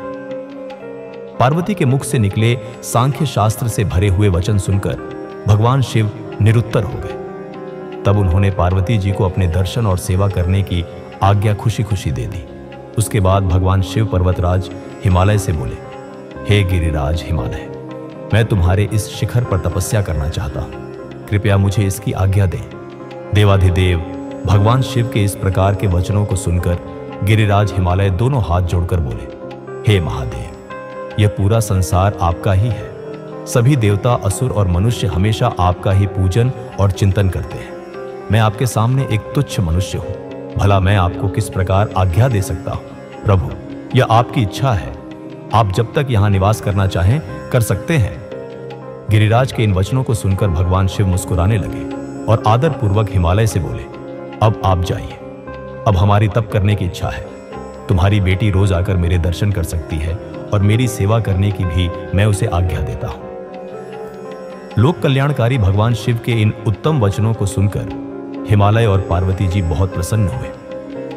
उन्होंने त्रिलोकीनाथ भगवान शिव को नमस्कार किया और अपने घर लौट गए। उसी दिन से पार्वती जी हर दिन भगवान शिव के दर्शनों के लिए वहां आती। उस समय उनके साथ उनकी 2 सखियां भी वहां जाती और भक्तिपूर्वक शिव जी की सेवा करती। वे महादेव के चरणों को धोकर उस चरणामृत को पीती थी। उसके बाद उनके चरणों को पोंछती, फिर उनका 16 उपचारों से विधिवत पूजन करने के बाद अपने घर वापस लौट आती थी। इस प्रकार हर दिन शिव जी का पूजन करते हुए बहुत समय बीत गया। कभी कभी पार्वती जी अपनी सखियों के साथ वहां भक्तिपूर्वक उनके भजनों को भी गाती थी। एक दिन सदाशिव ने पार्वती जी को इस प्रकार अपनी सेवा में तत्पर देखकर विचार किया कि जब इनके हृदय में उपजे अभिमान के बीज के अंकुर का नाश हो जाएगा तभी मैं इनका विवाह करूंगा। ऐसा सोचकर लीलाधारी भगवान शिव फिर से ध्यान में मग्न हो गए। तब उनका मन चिंता मुक्त हो गया। तब देवी पार्वती भगवान शिव के रूप का चिंतन करती हुई भक्ति भाव से उनकी सेवा करती रहती। भगवान शंकर भी शुद्ध भाव से पार्वती को हर दिन दर्शन देते थे। तारकासुर नामक एक शक्तिशाली राक्षस ने देवताओं और ऋषि मुनियों को बहुत परेशान कर रखा था। उससे मुक्ति पाने के लिए देवताओं को भगवान शिव जैसे पराक्रमी पुत्र की आवश्यकता थी। इसी समस्या का हल ढूंढने के लिए इंद्र और अन्य देवता ब्रह्मा जी के पास पहुंचे। ब्रह्मा जी के कहने पर प्रेम के देवता कामदेव हिमालय पर गए ताकि वे शिव और पार्वती के मिलन का मार्ग प्रशस्त कर सकें। कामदेव ने बहुत कोशिशें की, पर भगवान शिव उनकी माया से जरा भी प्रभावित नहीं हुए। क्रोधित होकर शिव ने कामदेव को भस्म कर दिया। अब शिव को मोहित करने की शक्ति केवल पार्वती में ही थी। जन कल्याण और अपने व्रत को पूरा करने के लिए पार्वती ने मन ही मन शिव जी को पति रूप में पाने का दृढ़ निश्चय कर लिया। उन्होंने कठोर तपस्या की, जिससे शिव जी का हृदय पिघल गया। अंततः दोनों ने बड़े प्रेम और प्रसन्नता से विवाह किया और इस तरह देवताओं का महान कार्य सिद्ध हुआ। नारद जी कहने लगे, ब्रह्मा जी, तारकासुर कौन था जिसने देवताओं को भी परेशान किया? उन्हें स्वर्ग से निकाल दिया और स्वर्ग पर अपना पूरा अधिकार जमा लिया। कृपया मुझे इसके बारे में बताइए। ब्रह्मा जी बोले, हे मुनि नारद, मरीचि के पुत्र कश्यप मुनि थे। उनकी 13 पत्नियां थीं, जिनमें सबसे बड़ी दिति थी। उनसे हिरण्यकशिपु तथा हिरण्याक्ष नामक 2 पुत्र हुए। हिरण्यकशिपु तथा हिरण्याक्ष को भगवान विष्णु ने वराह तथा नृसिंह का रूप धारण करके मार दिया था। तब अपने पुत्रों के मर जाने से दुखी होकर दिति ने कश्यप से प्रार्थना की तथा उनकी बहुत सेवा की। उनकी कृपा से दिति फिर से गर्भवती हुई। जब इंद्र को इस बात का पता चला तो उन्होंने दिति के गर्भ में ही उनके बच्चे के छोटे छोटे टुकड़े कर दिए, परंतु दिति के व्रत एवं अन्य भक्ति भाव से बालक को मारने में वे सफल न हुए। समय पूरा होने पर उसके गर्भ से 49 बालक उत्पन्न हुए। ये सभी भगवान शिव के गण हुए तथा जल्दी ही स्वर्ग में चले गए। उसके बाद दिति फिर से अपने पति कश्यप मुनि के पास गईं और उनसे फिर से मां बनने के विषय में कहने लगी। तब कश्यप मुनि ने कहा, हे प्रिय दिति, अपना तन मन शुद्ध कर भक्ति भाव से तपस्या करो। 10,000 साल बीतने के बाद तुम्हें तुम्हारी इच्छा के अनुसार पुत्र की प्राप्ति होगी। ये सुनकर दिति ने श्रद्धा पूर्वक 10,000 सालों तक कठोर तपस्या की। तपस्या के बाद फिर वे अपने घर लौट आए। तब कश्यप मुनि की कृपा से दिति गर्भवती हुई। इस बार उन्होंने एक बहुत पराक्रमी और बलवान पुत्र को जन्म दिया। इस पुत्र का नाम वज्रांग था। वज्रांग दिति की इच्छा के अनुसार ही था। दिति इंद्र द्वारा किए गए छल कपट से बहुत दुखी थी और उनसे बदला लेने के लिए अपने पुत्र वज्रांग को देवताओं से युद्ध करने की आज्ञा दी। वज्रांग और सभी देवताओं का बहुत भयानक युद्ध हुआ।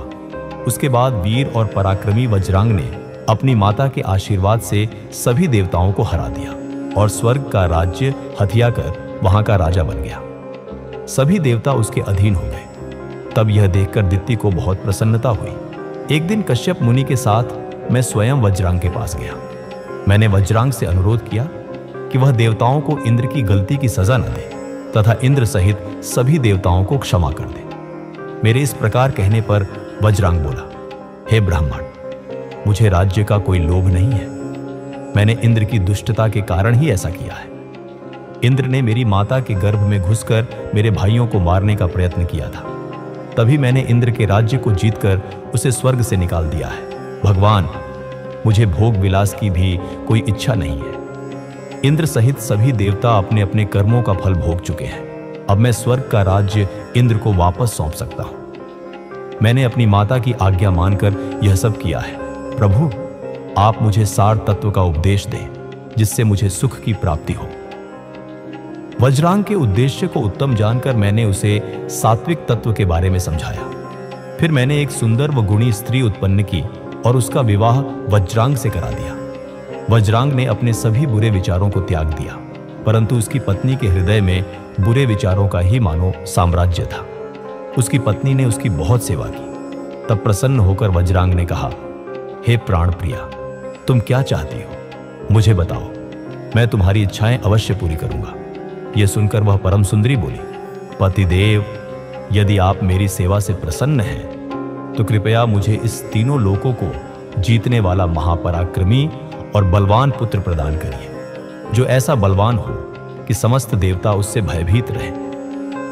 अपनी पत्नी के ऐसे वचन सुनकर वज्रांग सोच में डूब गया, क्योंकि वह स्वयं देवताओं से किसी प्रकार का कोई बैर नहीं रखना चाहता था, परंतु उसकी पत्नी देवताओं के साथ शत्रुता बढ़ाना चाहती थी। वज्रांग सोचने लगा कि यदि सिर्फ अपनी पत्नी की इच्छा को सबसे ऊपर मानकर उसे पूरा कर दिया तो सारे संसार सहित देवताओं एवं मुनियों को दुख उठाना पड़ेगा, और यदि पत्नी की इच्छा को पूरा नहीं किया तो मैं नरक का भागी बनूंगा।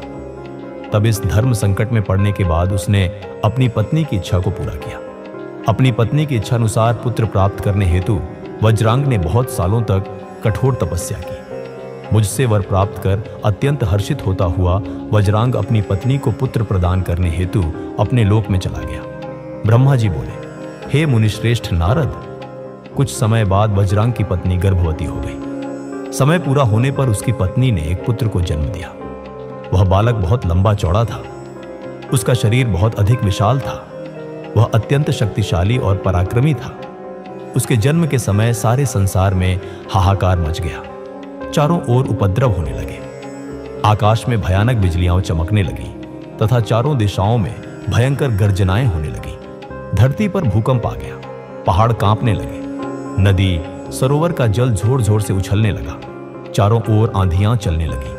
सूर्य को राहु ने निगल लिया और चारों ओर अंधकार छा गया। उसके जन्म के समय के ऐसे अशुभ लक्षणों को देखते हुए कश्यप मुनि ने उसका नाम तारक रखा। तारक का जन्म हो जाने पर वज्रांग के घर ही उसका लालन पालन होने लगा। थोड़े ही समय में तारक का शरीर और बड़ा हो गया। वह पर्वत के समान विशाल और विकराल होता जा रहा था। कुछ समय पश्चात तारक ने अपनी माता और पिता वज्रांग से तपस्या करने की आज्ञा मांगी। तब उसके माता पिता ने खुशी खुशी उसको आज्ञा दे दी। साथ ही उसकी माता ने उसे यह आदेश दिया कि वह देवताओं को अवश्य जीते और उन पर अपना अधिकार कर स्वर्ग पर कब्जा कर ले। अपनी माता की आज्ञा पाकर वज्रांग का पुत्र तारक तपस्या करने के लिए मधुवन चला गया। वहां तारक ने मुझे प्रसन्न करने के लिए कठोर तप करना शुरू कर दिया। उसने अपने दोनों हाथों को सिर के ऊपर ऊंचा कर लिया और ऊपर की ओर देखने लगा तथा एक पैर पर खड़े होकर एकाग्र मन से 100 साल तक तपस्या करता रहा। उस समय वह केवल जल और वायु से ही अपना जीवन चला रहा था। उसके बाद उसने 100 साल जल में, 100 साल जमीन पर, 100 साल अग्नि में रहकर कठिन तप करके मुझे प्रसन्न करने की कोशिश की। फिर 100 साल पृथ्वी पर हथेली रखकर, 100 साल पेड़ की शाखा को पकड़कर तथा अनेकों प्रकार के दुख सह सहकर वह तप करता रहा। इस तपस्या के प्रभाव से उसके शरीर से तेज निकलने लगा, जिससे देवलोक जलने लगा। यह देखकर सभी देवता घबरा गए। फिर मैं स्वयं तारकासुर के पास वरदान देने के लिए गया। मैंने तारकासुर से कहा, तारक, मैं तुम्हारी इस बहुत कठिन तपस्या से बहुत प्रसन्न हूं। तुमने इस प्रकार कठोर तप करके मुझे प्रसन्न किया है। तुम्हारा इसके पीछे क्या मकसद है? निसंकोच मुझे बताओ।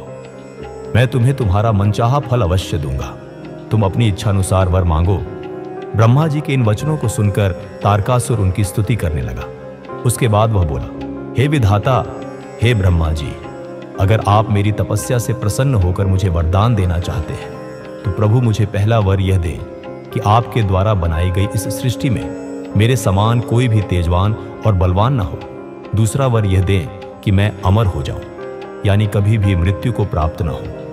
तब मैंने कहा कि इस संसार में कोई भी अमर नहीं है, इसलिए तुम इच्छानुसार मृत्यु का वर मांगो। तारक ने घमंड भरी विनम्रता से निवेदन किया, भगवान, मेरी मृत्यु भगवान शंकर के वीर्य से उत्पन्न बालक के चलाए हुए शस्त्र से ही हो और कोई मेरा वध न कर पाए।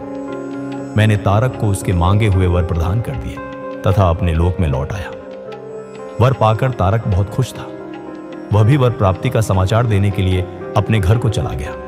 दैत्यों के गुरु शुक्राचार्य ने तारक को असुरों का राजा बना दिया। अब तारक तारकासुर नाम से प्रसिद्ध हो गया। वह तीनों लोकों पर अपना अधिकार जमाना चाहता था, इसलिए सबको परेशान कर, उनसे युद्ध कर, उन्हें हराकर सबके राज्यों पर अपना अधिकार करता जा रहा था। स्वर्ग के राजा इंद्र ने भी डरकर अपना वाहन ऐरावत हाथी, अपना खजाना और 9 सफेद रंग के घोड़े उसे दे दिए। ऋषियों ने डर के मारे कामधेनु गाय तारकासुर को दे दी। इसी प्रकार अन्य देवताओं ने भी अपनी अपनी प्रिय वस्तुएं तारकासुर को अर्पित कर दी। अन्य लोगों के पास भी जो उत्तम उत्तम वस्तुएं थीं, उन्हें भी दैत्यराज तारक ने अपने अधिकार में कर लिया। इतना ही नहीं, समुद्रों ने भी भयभीत होकर अपने अंदर छिपे सभी अमूल्य रत्न निकालकर तारकासुर को सौंप दिए। तारकासुर के भय से पूरा जगत कांपने लगा था। उसका आतंक दिनों दिन बढ़ता ही जा रहा था। पृथ्वी, सूर्य, चंद्रमा, वायु, अग्नि सभी तारकासुर के डर के कारण अपने सभी कार्य ठीक से कर रहे थे। दैत्यराज तारकासुर ने देवताओं और पितरों के भाग्यों पर भी अपना अधिकार जमा लिया था। उसने इंद्र को युद्ध में हराकर स्वर्ग का सिंहासन भी हासिल कर लिया था। उसने स्वर्ग के सभी देवताओं को वहां से निकाल दिया जो अपनी जान बचाने के लिए इधर उधर भटक रहे थे। ब्रह्मा जी बोले, नारद जी, सभी देवता तारकासुर के डर के कारण मारे मारे इधर उधर भटक रहे थे। इंद्र ने सभी देवताओं को मेरे पास आने की सलाह दी। सभी मेरे पास आए। सभी देवताओं ने मुझे हाथ जोड़कर प्रणाम किया और मेरी अनेकों प्रकार से स्तुति करने लगे। अपना दुख दर्द बताते हुए देवता कहने लगे, हे विधाता, हे ब्रह्मा जी, आपने ही तारकासुर को न मरने का वरदान दिया है। तभी से तारक तीनों लोगों को जीतकर घमंडी होता जा रहा है। उसने लोगों को डरा धमकाकर उन्हें अपने अधीन कर लिया है। तारक ने स्वर्ग पर भी अपना अधिकार जमा लिया है और हम सभी को स्वर्ग से निकाल दिया है। उसने इंद्र के सिंहासन पर भी अपना अधिकार कर लिया है। अब उसके आदेश से उसके असुर हमारे प्राणों के प्यासे बनकर हमें ही ढूंढ रहे हैं। तभी हम अपनी जान बचाने के लिए आपकी शरण में आए हैं। हे प्रभु, हमारे दुखों को दूर कीजिए। देवताओं के कष्टों को सुनकर मुझे बहुत दुख हुआ। मैंने उन्हें सांत्वना देते हुए कहा, मैं इस संबंध में कुछ भी नहीं कर सकता, क्योंकि तारकासुर के घोर तप से प्रसन्न होकर ही मैंने उसे अतुल्य बलशाली होने का वरदान दिया था। परंतु उसने घमंड में अंधा होकर सभी देवताओं और मनुष्यों को सताया है और उनकी संपत्तियों पर जबरदस्ती अपना अधिकार कर लिया है। इसलिए अब आप सभी इस बात से निश्चिंत रहिए कि एक दिन तारकासुर का विनाश अवश्य ही होगा। उसकी मृत्यु जरूर होगी, पर इस समय हम विवश हैं। इस समय तारक को मैं, विष्णु जी और शिव जी, इन तीनों में से कोई भी नहीं मार सकता, क्योंकि उसने मुझसे वर पाया है कि उसका वध शिव जी के वीर्य से उत्पन्न उनके पुत्र के द्वारा ही हो सकता है। इसलिए तुम सबको शिव जी के विवाह के बाद उनके पिता बनने तक प्रतीक्षा करनी ही पड़ेगी। प्रतीक्षा के अलावा अन्य कोई भी उपाय संभव नहीं है। यह सुनकर इंद्र सहित सभी देवता असमंजस में पड़ गए तथा पूछने लगे कि प्रभु महादेव जी की प्रिय पत्नी सती ने तो अपना शरीर योगाग्नि में नष्ट कर दिया है। अब वे कैसे और किससे विवाह करेंगे और यह कैसे संभव हो सकेगा? तब मैंने उन्हें बताया कि प्रजापति दक्ष की पुत्री और त्रिलोकीनाथ शिव जी की प्राण प्रिया सती हिमालय पत्नी मैना के गर्भ से जन्म लेकर बड़ी हो गई है। उनका नाम पार्वती है। पार्वती ही भगवान शिव की पत्नी बनने का सम्मान प्राप्त करेंगी। अतः अब तुम भगवान शिव के पास जाकर उन्हें विवाह के लिए राजी करने की कोशिश करो। शिव पार्वती का पुत्र ही तुम्हें तारकासुर के भय से मुक्त करा सकता है। अतः तुम भगवान शिव से प्रार्थना करो कि वे पार्वती के साथ विवाह करने के लिए राजी हो जाए। इस बात को अच्छे से जान लो कि शिव पुत्र ही तुम्हारा उद्धार कर सकता है। अब मैं तारकासुर को समझाता हूं कि वह फिजूल में देवताओं को तंग करना बंद कर दे और उन्हें उनका भाग वापस दे दे और स्वयं भी शांति से जीवन बिताए। यह कहकर मैंने इंद्र व अन्य देवताओं को वहां से विदा किया। उसके बाद मैं स्वयं तारकासुर को समझाने के लिए उसके पास गया। तारकासुर ने मुझे प्रणाम किया और मेरी स्तुति एवं वंदना करने लगा। मैंने तारकासुर से कहा, हे पुत्र तारक, मैंने तुम्हारी भक्ति भाव से की गई तपस्या से प्रसन्न होकर तुम्हें मनचाहे वर प्रदान किए थे। वे वरदान मैंने खुशी से तुम्हारी बेहतरी के लिए दिए थे, परंतु तुम उन वरदानों का गलत उपयोग कर रहे हो। वर प्राप्त करने के बाद तुम अपनी सीमाओं को भूल गए हो। अनावश्यक घमंड के नशे में चूर होकर तुम्हें यह भी याद नहीं रहा कि देवता हमेशा पूजनीय और वंदनीय होते हैं। तुमने उन्हें भी कष्ट पहुंचाया है, साथ ही उन्हें स्वर्ग से निकालकर बेघर कर दिया है। तुम्हारे सशस्त्र सैनिक अभी भी देवताओं को मारने के लिए ढूंढ रहे हैं। तारकासुर, स्वर्ग पर सिर्फ देवताओं का ही अधिकार है। वहां से उन्हें ले निकालने की तुम्हारी कैसे हिम्मत हुई? स्वर्ग का राज्य छोड़कर वापस पृथ्वी पर लौट जाओ और वहीं पर शासन करो। यह मेरी आज्ञा है। तारकासुर को यह आदेश देकर मैं वहां से लौट आया। उसके बाद तारकासुर ने मेरी बात का सम्मान करते हुए स्वर्ग का राज्य छोड़ दिया। वह पृथ्वी पर आकर शोणित नामक नगर पर शासन करने लगा। मेरी आज्ञा पाकर देवताओं सहित देवेंद्र स्वर्गलोक को चले गए और पहले की तरह फिर से स्वर्ग का शासन करने लगे। तो यहाँ एक जरूरी बात है जिसे समझना बेहद जरूरी है। आप सोच रहे होंगे कि तारकासुर ने देवताओं का स्वर्ग तो लौटा दिया था, फिर भी क्यों इंद्र और बाकी देवता इतने चिंतित थे? असल में कहानी इतनी सीधी नहीं थी। बेशक एक बड़ा खतरा टल गया था, पर तारकासुर अभी भी जीवित था और उसके पास ब्रह्मा जी का वो शक्तिशाली वरदान था कि उसे केवल शिव का पुत्र ही मार सकता है। यही वो असली वजह थी जो देवताओं को चैन नहीं लेने दे रही थी। उनका मकसद सिर्फ राजपाट वापस लेना नहीं, बल्कि इस सबसे बड़े खतरे को जड़ से मिटाना था। और इसी जरूरत ने उन्हें प्रेम के देवता कामदेव को बुलाने पर मजबूर किया। यह बदला नहीं था, बल्कि सृष्टि को तारकासुर के आतंक से हमेशा हमेशा के लिए आजाद करने का एक अंतिम और निर्णायक रास्ता। कामदेव तुरंत ही वहां पहुंच गए। तब इंद्र ने कामदेव से कहा, हे मित्र, मुझ पर बहुत बड़ा दुख आ गया है। उस दुख का निवारण सिर्फ तुम ही कर सकते हो। हे काम, जिस प्रकार वीर की परीक्षा रणभूमि में, स्त्रियों के कुल की परीक्षा पति के कमजोर हो जाने पर होती है, उसी प्रकार सच्चे मित्र की परीक्षा मुश्किल समय में ही होती है। इस समय मैं भी बहुत बड़ी मुसीबत में फंसा हुआ हूं और इस विपत्ति से आप ही मुझे बचा सकते हैं। यह कार्य देवताओं के हित के लिए है, इसमें कोई संदेह नहीं है। देवराज इंद्र की बातें सुनकर कामदेव मुस्कुराए और बोले, हे देवराज, इस संसार में कौन मित्र है और कौन शत्रु, ये तो वाकई देखने की चीज है। इसे कहकर कोई लाभ नहीं है। देवराज, मैं आपका मित्र हूं और आपकी सहायता करने की पूरी कोशिश अवश्य ही करूंगा। इंद्रदेव, जिसने आपके पद और राज्य को छीनकर आपको परेशान किया है, मैं उसे दंड देने के लिए आपकी हर संभव मदद अवश्य करूंगा। अतः जो कार्य मेरे योग्य है, मुझे अवश्य बताइए। कामदेव के इस कथन को सुनकर इंद्रदेव बड़े प्रसन्न हुए और उनसे बोले, हे तात, मैं जो कार्य करना चाहता हूं उसे सिर्फ आप ही पूरा कर सकते हैं। आपके अतिरिक्त कोई भी उस कार्य को करने के विषय में सोच भी नहीं सकता। तारकासुर नाम का एक प्रसिद्ध दैत्य है। तारकासुर ने ब्रह्मा जी की घोर तपस्या करके वरदान प्राप्त किया है। तारक अजेय हो गया है। अब वह पूरी तरह निश्चिंत होकर पूरे संसार को कष्ट दे रहा है। वह धर्म का नाश करने को आतुर है। उसने सभी देवी देवताओं और ऋषि मुनियों को दुखी कर रखा है। हम देवताओं ने उससे युद्ध किया, परंतु उस पर अस्त्र शस्त्रों का कोई प्रभाव नहीं पड़ा। यही नहीं, स्वयं भगवान विष्णु का सुदर्शन चक्र भी तारक का कुछ नहीं बिगाड़ सका। मित्र, भगवान शिव के वीर्य से उत्पन्न हुआ बालक ही तारकासुर का वध कर सकता है। अतः तुम्हें भगवान शिव के हृदय में आसक्ति पैदा करनी है। भगवान शंकर इस समय हिमालय पर्वत पर तपस्या कर रहे हैं और देवी पार्वती अपनी सखियों के साथ मिलकर महादेव जी की सेवा कर रही हैं। ऐसा करने के पीछे देवी पार्वती का उद्देश्य प्रभु शिव को पति रूप में प्राप्त करना है। परंतु भगवान शिव तो परम योगी हैं। उनका मन हमेशा ही उनके वश में है। हे कामदेव, आप कुछ ऐसा उपाय करें कि भगवान शंकर के हृदय में पार्वती का निवास हो जाए और वे उन्हें अपनी प्रिय पत्नी बना उनका विवाह कर लें। आप कुछ ऐसा कार्य करें जिससे देवताओं के सभी कष्ट दूर हो जाए और हम सभी को तारकासुर नामक दैत्य से हमेशा के लिए छुटकारा मिल जाए।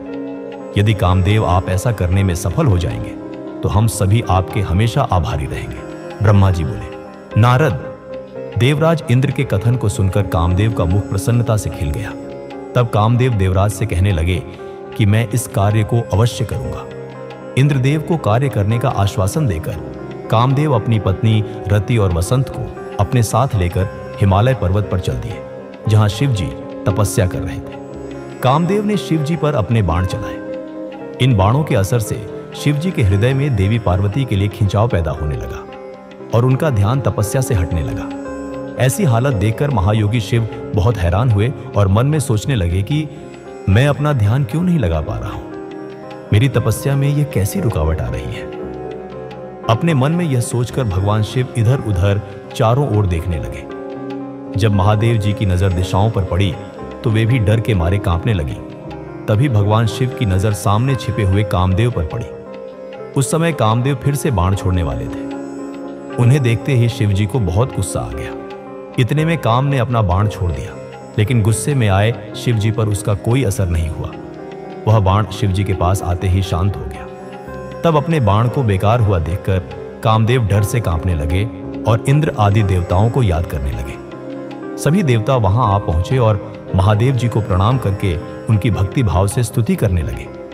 जब देवतागण उनकी स्तुति कर ही रहे थे, तभी भगवान शिव के माथे के बीचों बीच स्थित तीसरा नेत्र खुला और उसमें से आग निकलने लगी। वह आग आकाश में ऊपर उठी और अगले ही पल पृथ्वी पर गिर पड़ी, फिर चारों ओर गोले में घूमने लगी। इससे पहले कि इंद्रदेव या अन्य देवता भगवान शिव से माफी मांग पाते, उस आग ने वहां खड़े कामदेव को जलाकर भस्म कर दिया। कामदेव के मर जाने से देवताओं को बड़ी निराशा और दुख हुआ। वे यह देखकर बड़े व्याकुल हो गए कि काम उनकी वजह से ही शिव जी के क्रोध का शिकार बना। कामदेव के आग में जलने का दृश्य देखकर वहां मौजूद देवी पार्वती और उनकी सखियां भी बहुत डर गईं। उनका शरीर जड़ हो गया, जैसे शरीर का खून सफेद हो गया हो। पार्वती अपनी सखियों के साथ तुरंत अपने घर की ओर चली गई। कामदेव की पत्नी रति तो मूर्छित होकर गिर पड़ी। होश आने पर वह जोर जोर से रोने लगी। अब मैं क्या करूं, कहां जाऊं? देवताओं ने मेरे साथ बहुत बुरा किया, जो मेरे पति को यहां भेजकर शिव जी के क्रोध की आग में भस्म करा दिया। हे स्वामी, हे प्राण प्रिय, ये आपको क्या हो गया? इस प्रकार देवी रति रोती बिलखती हुई अपने सिर के बालों को जोरों से नोचने लगी।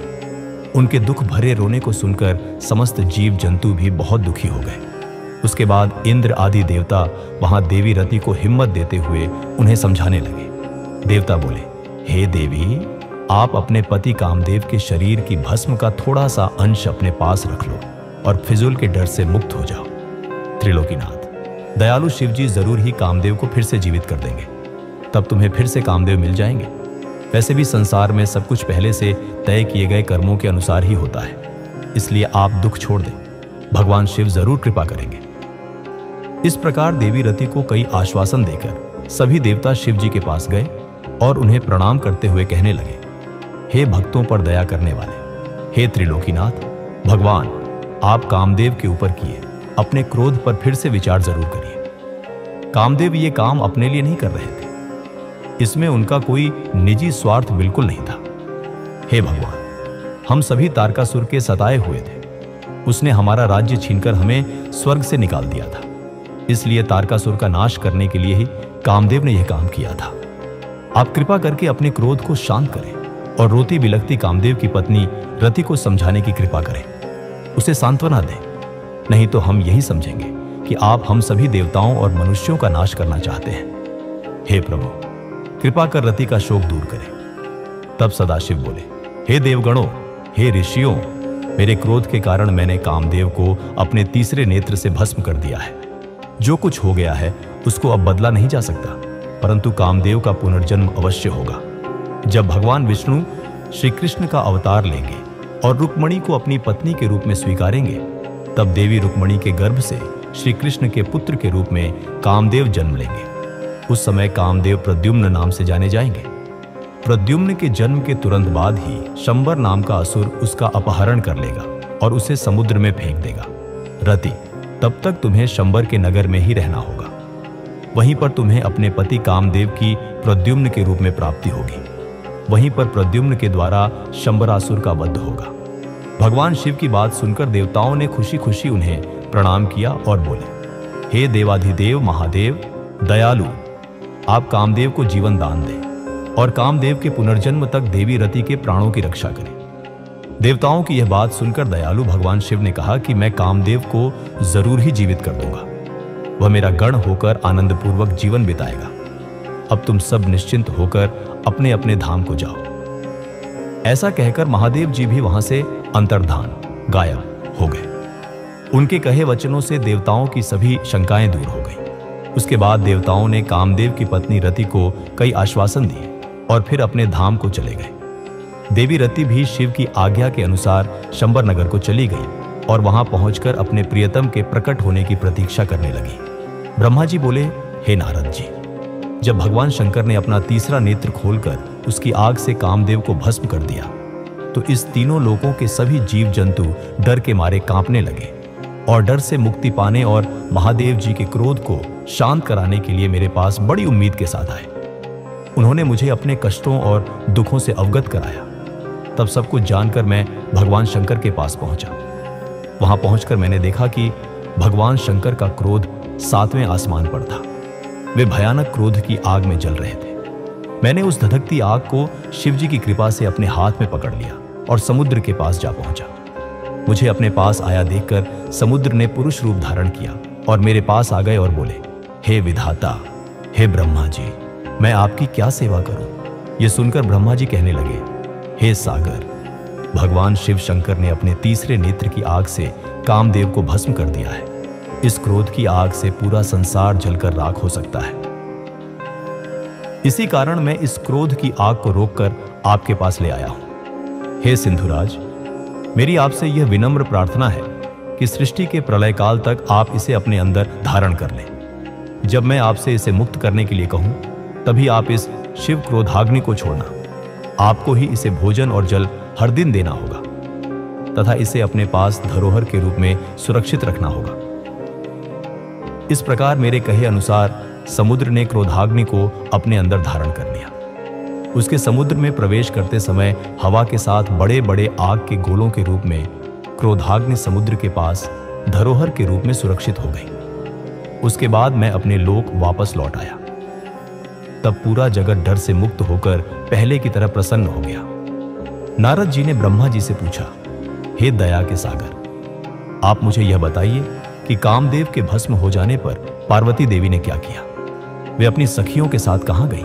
हे प्रभु, कृपया मुझे इस बारे में भी बताइए। नारद जी के यह वचन सुनकर ब्रह्मा जी बोले, भगवान शंकर के तीसरे नेत्र से निकली आग ने जब कामदेव को जलाकर भस्म कर दिया, तब पूरा आकाश गूंजने लगा। यह दृश्य देखकर देवी पार्वती और उनकी सखियां डरकर अपने घर को चली गईं। वहां पहुंचकर पार्वती जी ने सारा हाल अपने माता पिता को बताया, जिसे सुनकर उन्हें बड़ा आश्चर्य हुआ। अपनी बेटी को व्याकुल देखकर हिमालय को बहुत दुख हुआ।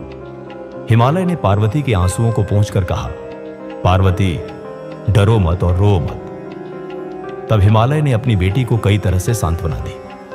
कामदेव को भस्म करने के बाद शिव जी वहां से अंतर्धान हो गए।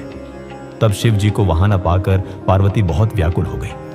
उनकी नींद और चैन जाते रहे।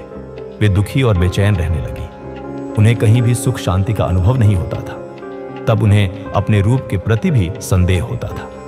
पार्वती सोचती कि क्यों मैंने अपनी सखियों द्वारा समझाने पर भी कभी ध्यान नहीं दिया।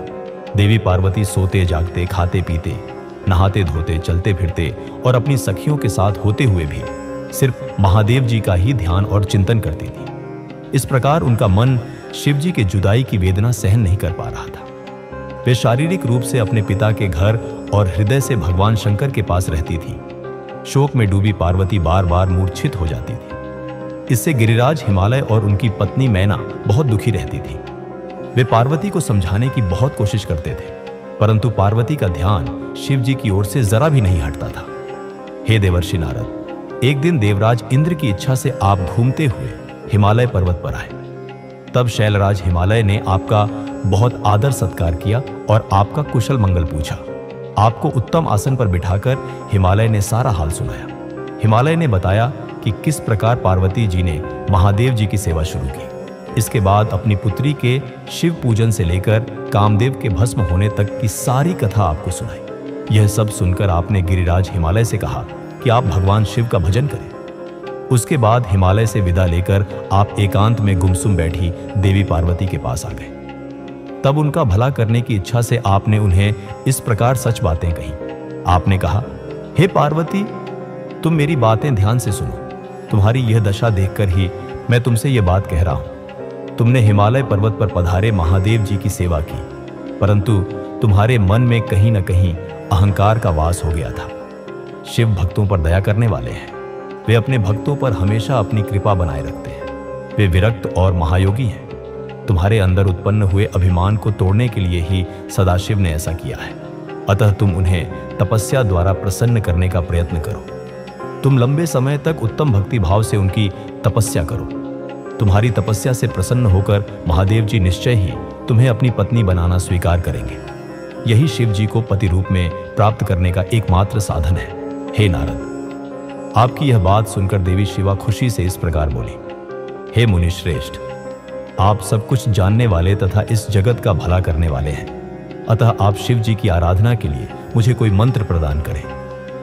तब आपने पार्वती को पंचाक्षर शिव मंत्र ओम नमः शिवाय का विधिपूर्वक उपदेश दिया। इसके प्रभाव का वर्णन करते हुए आपने कहा, यह मंत्र सब मंत्रों का राजा है। और सभी इच्छाओं को पूरा करने वाला है। यह मंत्र भगवान शिव को बहुत प्रिय है। यह साधक को भोग और मोक्ष प्रदान करने वाला है। इस पंचाक्षर मंत्र का विधि पूर्वक व नियम पूर्वक जाप करने से शिव जी के साक्षात दर्शन होते हैं। देवी, इस मंत्र का विधि पूर्वक जाप करने से तुम्हारे आराध्य देव दयालु भगवान शिव शीघ्र ही तुम्हारे सामने प्रकट हो जाएंगे।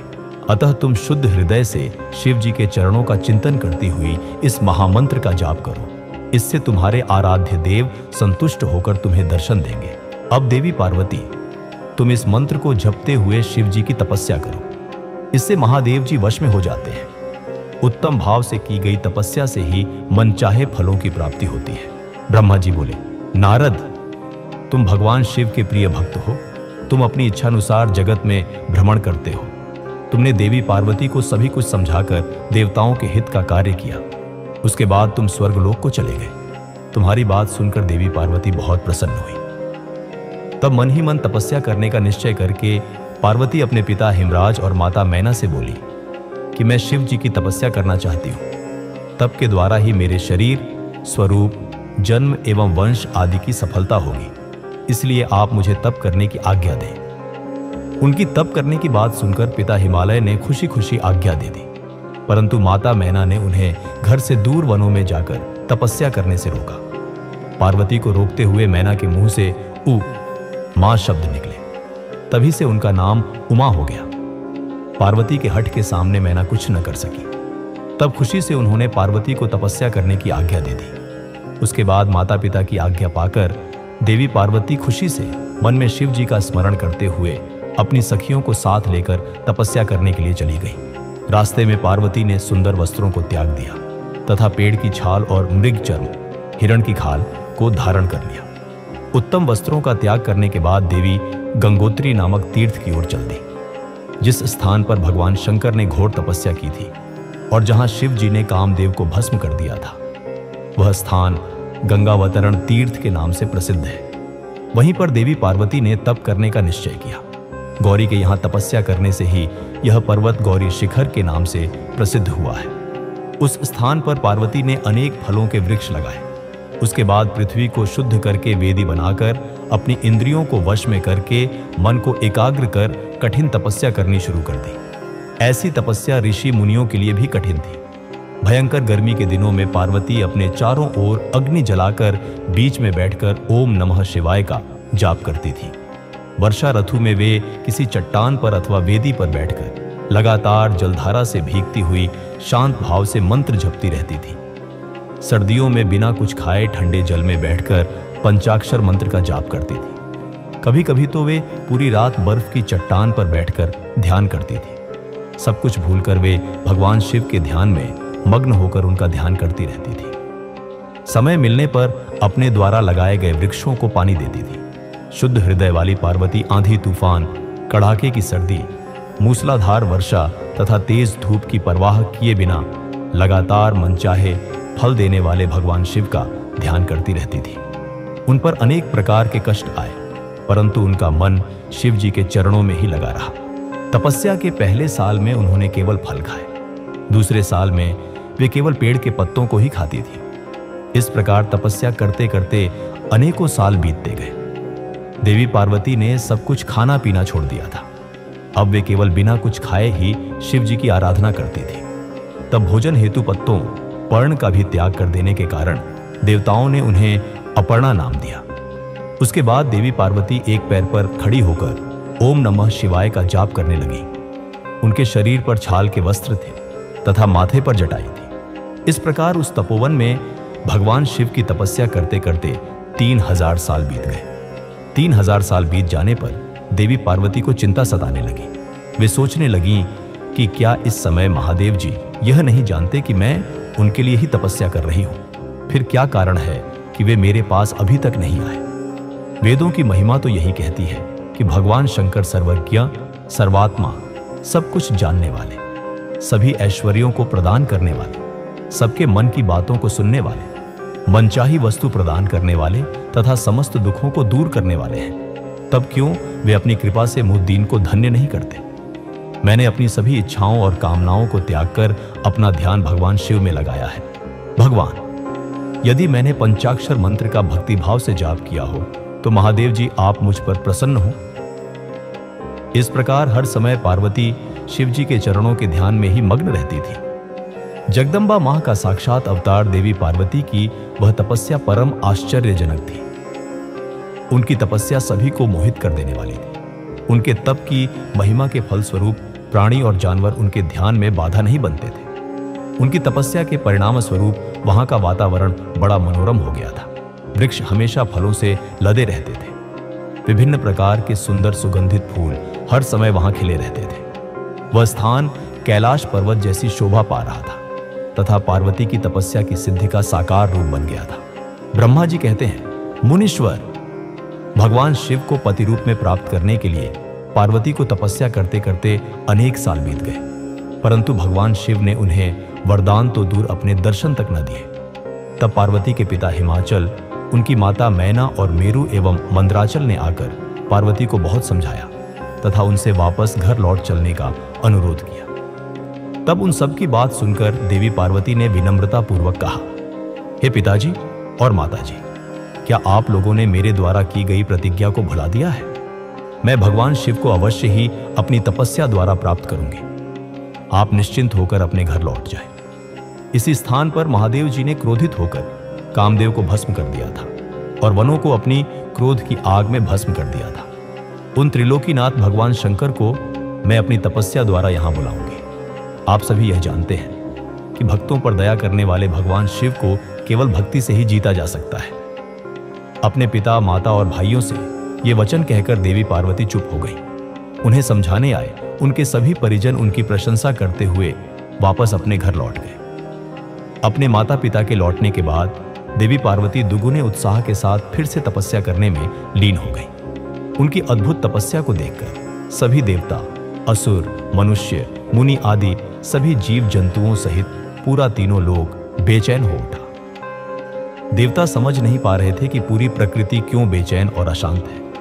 ये जानने के लिए इंद्र व सब देवता गुरु बृहस्पति के पास गए। उसके बाद वे सभी मुँह विधाता की शरण में सुमेरु पर्वत पर पहुंचे। वहां पहुंचकर उन्होंने मुझे हाथ जोड़कर प्रणाम किया तथा मेरी स्तुति की। तब वे मुझसे पूछने लगे कि प्रभु, इस जगत के बेचैन होने का क्या कारण है? उनका यह प्रश्न सुनकर मैंने त्रिलोकीनाथ भगवान शिव के चरणों का ध्यान करते हुए यह जान लिया कि जगत में उत्पन्न हुई गर्मी देवी पार्वती द्वारा की गई तपस्या का ही परिणाम है।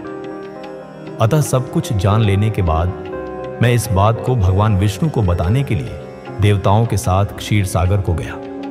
वहां भगवान हरि सुखद आसन पर बैठे हुए थे। मुंह सहित सभी देवताओं ने विष्णु जी को प्रणाम कर उनकी स्तुति करना शुरू कर दिया। उसके बाद मैंने भगवान हरि से कहा, हे हरि, देवी पार्वती के भयानक तप से बेचैन होकर हम सभी आपकी शरण में आए हैं। हम सबकी रक्षा कीजिए। भगवान, हमें बचाइए। हमारी दुख भरी पुकार सुनकर शेष शैया पर बैठे भगवान हरि बोले, आज मैंने देवी पार्वती की इस घोर तपस्या का रहस्य जान लिया है, परंतु उनकी इच्छा को पूरा करना हमारे वश की बात नहीं है। अतः हम सब मिलकर त्रिलोकीनाथ भगवान शिव के पास चलते हैं। केवल वे ही हैं जो हमें इस मुश्किल स्थिति से बाहर निकाल सकते हैं। देवी पार्वती तपस्या के माध्यम से भगवान शिव को पति रूप में प्राप्त करना चाहती है। इसलिए भगवान शिव से यह प्रार्थना करनी चाहिए कि वे देवी पार्वती से विधिपूर्वक विवाह कर लें। हम सभी को इस विश्व का कल्याण करने के लिए भगवान शिव से पार्वती का विवाह करने का अनुरोध करना चाहिए। भगवान विष्णु की बात सुनकर सभी देवता भयभीत होते हुए बोले, भगवान शिव बहुत क्रोधी और हठी है। उनके नेत्र काल की अग्नि के समान जल रहे हैं। हम भूलकर भी भगवान शंकर के पास नहीं जाएंगे। उनका क्रोध सहा नहीं जाएगा। उन्होंने कामदेव को भस्म कर दिया था। हमें डर है कि कहीं क्रोध में वे हमें भी भस्म न कर दें। हे नारद, इंद्र आदि देवताओं की बात सुनकर लक्ष्मीपति भगवान हरि बोले, तुम सब मेरी बातों को ध्यान से सुनो। भगवान शिव समस्त देवताओं के स्वामी और भयों का नाश करने वाले हैं। तुम सबको मिलकर कल्याणकारी भगवान शिव की शरण में जाना चाहिए। भगवान शंकर पुराण पुरुष, सबके ईश्वर और परम तपस्वी हैं। हमें उनकी शरण में जाना ही चाहिए। भगवान विष्णु के इन वचनों को सुनकर सब देवता त्रिलोकीनाथ भगवान शिव का दर्शन करने के लिए उस स्थान की ओर चल पड़े। जहां महादेव जी तपस्या कर रहे थे। उस मार्ग में ही देवी पार्वती उत्तम तपस्या में लीन थी। उनके तप को देखकर सभी देवताओं ने खुशी खुशी उन्हें दोनों हाथ जोड़कर नमस्कार किया। उसके बाद उनके तप की प्रशंसा करते हुए मैं, भगवान विष्णु और अन्य देवता भगवान शिव के दर्शन के लिए चल दिए। वहां पहुंचकर हम सभी देवता कुछ दूरी पर खड़े हो गए और हमने तुम्हें भगवान शिव के करीब यह देखने के लिए भेजा कि वे गुस्सा हैं या प्रसन्न हैं। नारद, तुम भगवान शिव के परम भक्त हो तथा उनकी कृपा से हमेशा निर्भय रहते हो, इसलिए तुम भगवान शिव के पास गए तथा तुमने उन्हें प्रसन्न देखा। फिर तुम वापस लौटकर हम सभी के पास आए तथा उनकी प्रसन्नता के बारे में हमें बताया। तब हम सब भगवान शिव के करीब गए। भगवान शिव सुखपूर्वक प्रसन्न मुद्रा में बैठे हुए थे। भक्तों पर दया करने वाले भगवान शिव चारों ओर से अपने गणों से घिरे हुए थे और तपस्वी का रूप धारण करके योगपट पर बैठे थे। मैंने, भगवान हरि और अन्य देवताओं ने भगवान शिव शंकर को प्रणाम करके वेदों और उपनिषदों द्वारा ध्यात विधि से उनकी स्तुति की। ब्रह्मा जी कहते हैं, हे नारद, देवताओं ने वहां पहुंचकर भगवान शिव को प्रणाम करके उनकी स्तुति की। वहां उपस्थित नंदीश्वर भगवान शिव से बोले, प्रभु, देवता और मुनि संकट में पड़कर आपकी शरण में आए हैं, आप उनका उद्धार करें। दयालु नंदी के इन वचनों को सुनकर भगवान शिव ने धीरे धीरे आंखें खोल दी। समाधि से बाहर आकर परम ज्ञानी परमात्मा भगवान शंकर देवताओं से बोले, हे ब्रह्मा जी, हे भगवान विष्णु एवं अन्य देवताओं, आप सब यहाँ एक साथ क्यों आए हैं? आपके आने का क्या मकसद है? आप सभी को साथ देखकर लगता है कि जरूर ही कोई जरूरी बात है, अतः आप मुझे उस बात से अवगत कराएं। भगवान शंकर के ये वचन सुनकर सभी देवताओं का डर पूरी तरह दूर हो गया और वे प्रसन्न होकर भगवान विष्णु को देखने लगे। तब भगवान विष्णु सभी देवताओं का प्रतिनिधित्व करते हुए भगवान शिव से बोले, भगवान शंकर, तारकासुर नामक दानव ने हम सभी देवताओं को बहुत दुखी कर रखा है। उसने हमें अपने अपने स्थानों से भी निकाल दिया है। यही सब बताने के लिए हम सब देवता आपके पास आए हैं। भगवान, ब्रह्मा जी द्वारा प्राप्त वरदान के फल स्वरूप उस तारकासुर की मृत्यु आपके पुत्र के द्वारा निश्चित है। हे स्वामी, आप उस दुष्ट का नाश कर हम सबकी रक्षा करें, हम सबका उद्धार कीजिए। प्रभु, आप हिमालय पुत्री पार्वती से विवाह कीजिए। आपका विवाह ही हमारे कष्टों को दूर कर सकता है। आप भक्तों पर दया करने वाले हैं। अपने भक्तों के दुखों को दूर करने के लिए आप देवी पार्वती से शीघ्र विवाह कर लीजिए। भगवान विष्णु के ये वचन सुनकर भगवान शिव बोले, देवताओं, यदि मैं आपके कहे अनुसार परम सुंदरी देवी पार्वती से विवाह कर लूं, तो इस धरती पर सभी मनुष्य, देवता और अरषि मुनि कामी हो जाएंगे। तब वे परमार्थ के मार्ग पर नहीं चल सकेंगे। देवी दुर्गा अपने विवाह से कामदेव को फिर से जीवित कर देंगी। मैंने कामदेव को भस्म करके देवताओं के हित का ही कार्य किया था। सभी देव बिना इच्छा के उत्तम तपस्या कर रहे थे ताकि विशेष उद्देश्य को पूरा कर सके। कामदेव के न होने से सभी देवता विकार रहित होकर शांत भाव से समाधि में ध्यान मग्न होकर बैठ सकेंगे। काम से क्रोध होता है, क्रोध से मोह हो जाता है और मोह के फलस्वरूप तपस्या नष्ट हो जाती है। इसलिए मैं तो आप सबसे भी यही कहता हूं कि आप भी काम और क्रोध को त्याग कर तपस्या करें। ब्रह्मा जी बोले, हे नारद, त्रिलोकीनाथ भगवान शिव के मुख से इस प्रकार की बातें सुनकर हम सभी हैरान से उन्हें देखते रहे और वे हम सब देवताओं और मुनियों को बिना इच्छा के होने का उपदेश देकर चुप हो गए और फिर पहले की तरह स्थिर होकर ध्यान में लीन हो गए। भगवान शिव ब्रह्म स्वरूप आत्मा का चिंतन करने में लग गए। भगवान विष्णु सहित अन्य देवताओं ने जब परमेश्वर शिव को ध्यान में लीन देखा, तब सब देवता नंदीश्वर से कहने लगे, नंदीश्वर जी, हम अब क्या करें? हमें भगवान शिव को प्रसन्न करने का कोई रास्ता सुझाइए। तब नंदीश्वर सभी देवताओं को संबोधित करते हुए बोले, आप भक्तों पर दया करने वाले भगवान शिव की प्रार्थना करते रहो, वे हमेशा ही अपने भक्तों के वश में रहते हैं। तब नंदीश्वर की बात सुनकर देवता फिर से भगवान शिव की स्तुति करने लगे। वे बोले, हे देवाधिदेव, महादेव, दयालु भगवान शिव शंकर, हम दोनों हाथ जोड़कर आपकी शरण में आए हैं। आप हम सबके सभी दुखों और कष्टों को दूर कीजिए और हम सबका उद्धार कीजिए। इस प्रकार देवताओं ने भगवान शिव की अनेकों बार स्तुति की। इसके बाद भी जब भगवान ने आंखें नहीं खोली, तो सब देवता उनकी करुण स्वर में स्तुति करते हुए रोने लगे।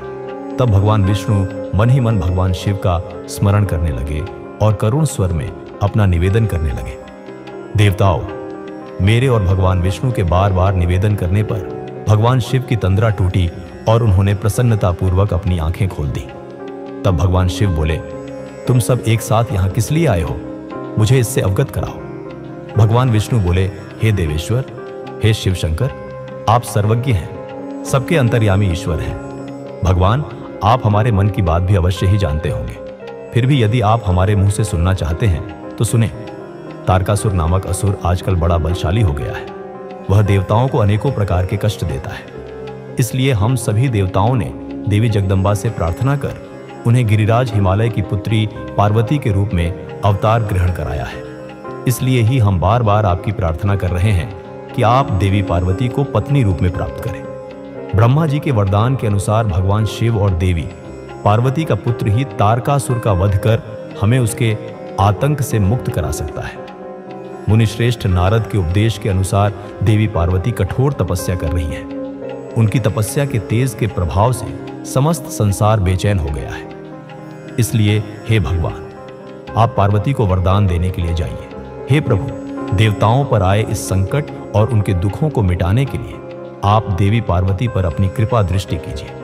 आपका विवाह उत्सव देखने के लिए हम सभी बहुत उत्साहित हैं। अतः प्रभु, आप शीघ्र ही विवाह बंधन में बंधकर हमारी इस इच्छा को भी पूरा करें। भगवान, आपने रति को जो वरदान प्रदान किया था उसके पूरा होने का भी अवसर आ गया है। अतः महेश्वर, आप अपनी प्रतिज्ञा को शीघ्र ही पूरा करें। ब्रह्मा जी बोले, हे नारद। ऐसा कहकर और प्रणाम करके विष्णु जी और अन्य देवताओं ने फिर से शिव जी की स्तुति की। उसके बाद वे सब हाथ जोड़कर खड़े हो गए। तब उन्हें देखकर वेद की मर्यादाओं के रक्षक भगवान शिव हंसकर बोले, हे हरि, हे विधे और हे देवताओं, मेरे अनुसार विवाह करना उचित कार्य नहीं है, क्योंकि विवाह मनुष्य को बांधकर रखने वाली बेड़ी है। जगत में अनेक बुराइयां हैं, स्त्री का साथ उनमें से एक है। मनुष्य सभी प्रकार के बंधनों से मुक्त हो सकता है, परंतु स्त्री के बंधन से वह कभी मुक्त नहीं हो सकता। एक बार को लोहे और लकड़ी की बनी जंजीरों से मुक्ति मिल सकती है, परंतु विवाह एक ऐसी कायद है जिससे छुटकारा पाना असंभव है। विवाह मन को सांसारिक सुखों के वश में कर देता है, जिससे मोक्ष की प्राप्ति असंभव हो जाती है। मनुष्य यदि सुख की इच्छा रखता है तो उसे इन विषयों को त्याग देना चाहिए। विषयों को विष के समान माना जाता है।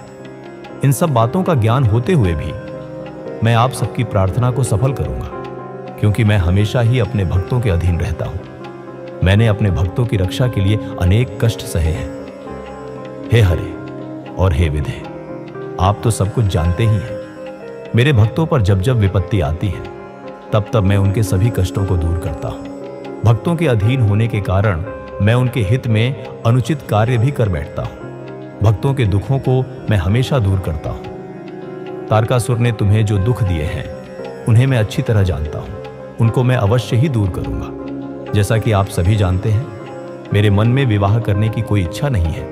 फिर भी पुत्र प्राप्ति हेतु मैं देवी पार्वती का पाणी ग्रहण अवश्य करूंगा। अब तुम सब देवता निर्भय और निडर होकर अपने अपने धाम को लौट जाओ। मैं तुम्हारे कार्य की सिद्धि अवश्य करूंगा। इसलिए अपनी सभी चिंताओं को त्याग कर सभी खुशी खुशी अपने घर जाओ। ऐसा कहकर भगवान शिव शंकर फिर से मौन हो गए और समाधि में बैठकर ध्यान में मग्न हो गए। उसके बाद विष्णु जी और मैं, देवराज इंद्र सहित सभी देवता अपने अपने धामों को खुशी से लौट आए। ब्रह्मा जी बताते हैं कि शिव पार्वती की कड़ी तपस्या से प्रभावित होकर उनकी दृढ़ता की परीक्षा लेना चाहते थे। उन्होंने सप्तर्षियों को पार्वती के पास भेजा। ऋषियों ने पार्वती से उनकी तपस्या का कारण पूछा।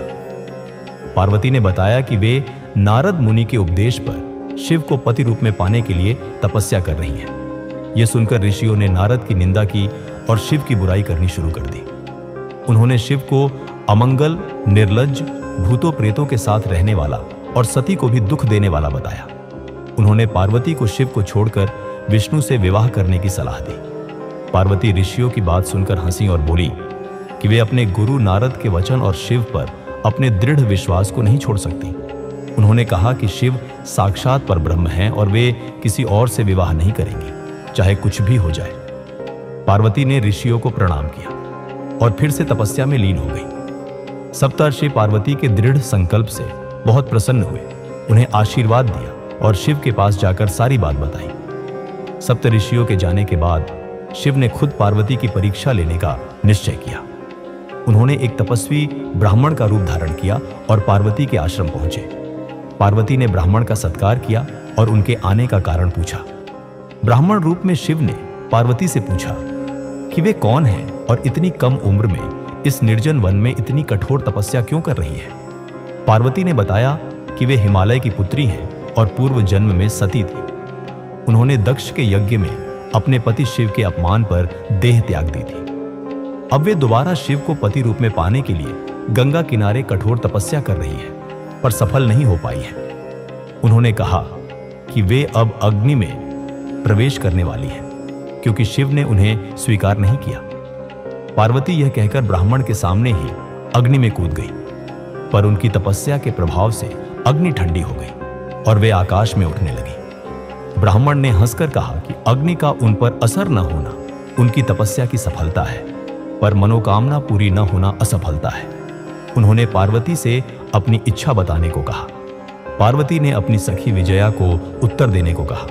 विजया ने बताया कि पार्वती भगवान शिव को ही पति रूप में पाना चाहती है और नारद के कहने पर 3000 वर्षों से तपस्या कर रही है। ब्राह्मण रूपी शिव ने कहा कि यह सब मजाक लगता है और पार्वती से खुद स्वीकार करने को कहा। पार्वती ने ब्राह्मण से कहा कि उनकी सखी ने जो बताया वह बिल्कुल सत्य है। उन्होंने मन, वाणी और कर्म से शिव को ही अपना पति चुना है। यह सुनकर ब्राह्मण रूपी शिव जाने लगे, पर पार्वती ने उन्हें रोककर कुछ हित की बात कहने को कहा। तब ब्राह्मण रुक गए और शिव की घोर निंदा करने लगे। उन्होंने शिव को भस्म लगाने वाला, बाघ की खाल पहनने वाला, 10 भुजाओं वाला, बिना कुल का, भूतों का साथी, निर्लज्ज और भिखारी बताया। उन्होंने पार्वती को दक्ष की पुत्री सती के दुखद अंत की याद दिलाई, जो शिव की पत्नी थी। उन्होंने कहा कि पार्वती जैसी सुंदर राजकुमारी के लिए शिव योग्य नहीं है, क्योंकि उनमें कोई भी गुण नहीं है। वे धनहीन हैं, बैल पर चलते हैं और उन्होंने स्वयं कामदेव को भस्म कर दिया था। ब्राह्मण ने शिव और पार्वती के गुणों को बिल्कुल विपरीत बताया। जैसे चंद्रमुखी पार्वती के सामने पंचमुखी शिव, कमल जैसे नेत्रों के सामने 3 क्रोधित नेत्र, सुंदर केशों के सामने जटाए, चंदन के सामने भस्म, आभूषणों के सामने सर्प। उन्होंने पार्वती से गलत मार्ग छोड़कर अपनी इच्छा बदलने को कहा। ब्राह्मण की बातें सुनकर पार्वती अत्यंत क्रोधित हो गई, पर अपने मन को समझाते हुए बोली। पार्वती ने ब्राह्मण को फटकारते हुए कहा कि वे उसे ज्ञानी समझ रही थी, पर वह झूठ बोल रहा है। उन्होंने कहा कि ज्ञानी मनुष्य कभी शिव की निंदा नहीं करते। पार्वती ने बताया कि शिव साक्षात परम ब्रह्म हैं, निर्गुण और परमात्मा हैं, जो अपनी लीला से अद्भुत वेश धारण करते हैं। उन्होंने शिव को सभी विद्याओं का आधार, मृत्युंजय, भक्तों के वश में रहने वाला और संसार का पालन करता, सृष्टिकर्ता व संहारक बताया। उन्होंने कहा कि शिव की कृपा से ही ब्रह्मा और विष्णु को अपना पद मिला है। पार्वती ने समझाया कि शिव की भस्म भी पवित्र है और दुराचारी लोग ही उनके स्वरूप को नहीं समझ पाते। उन्होंने ब्राह्मण को शिवद्रोही बताया और कहा कि शिव की निंदा सुनने वाला भी पाप का भागी होता है, इसलिए शिव निंदक को तुरंत त्याग देना चाहिए। पार्वती ने अपनी सखी विजया से उस ब्राह्मण को रोकने और वहां से जाने को कहा, क्योंकि वे शिव निंदक का मुंह नहीं देखना चाहती थी। जैसे ही पार्वती ने जाने के लिए पैर आगे बढ़ाया, भगवान शिव अपने असली रूप में प्रकट हो गए। पार्वती उन्हें देखकर लज्जित हो गई। शिव ने पार्वती से कहा कि वे उनकी कठोर तपस्या से बहुत प्रसन्न हैं और उनकी परीक्षा लेने आए थे। उन्होंने पार्वती को सबसे सुंदर, ज्ञानी और समझदार बताया और कहा कि उनकी भक्ति ने शिव को उनका दास बना दिया है। शिव ने पार्वती से क्षमा मांगी और कहा कि वे उनकी सनातन पत्नी है। उन्होंने पार्वती की पति रूप में पाने की इच्छा को पूरा करने का वचन दिया और शीघ्र ही उनसे विवाह कर कैलाश ले जाने की बात कही। शिव के वचन सुनकर पार्वती अत्यंत प्रसन्न हुई और उनके सारे दुख क्लेश दूर हो गए। नारद। जब सप्तर्षियों की वाणी में शिव का सत्य गूंजा, तब हिमालय भी मौन हो गए, पर एक पिता का हृदय शंका और मोह से भरा हुआ था। क्या वह समय आएगा जब हिमालय महादेव को अपनी पुत्री का हाथ सौंपेंगे? क्या मैना अपने हृदय की कठोरता को त्याग देंगी? और क्या पार्वती को मिलेगा उनका आराध्य शिव? पति रूप में इस प्रेम, भक्ति और विश्वास की अगली कड़ी में होगा निर्णय का क्षण। एक ओर होंगे शिव, विरक्ति और वैराग्य के देव, और दूसरी ओर पार्वती, प्रेम और तपस्या की मूर्ति। देखना ना भूलिए पार्वती खंड भाग 2, जहां शुरू होगा शिव विवाह का शुभारंभ और सामने आएगा एक नया चमत्कार।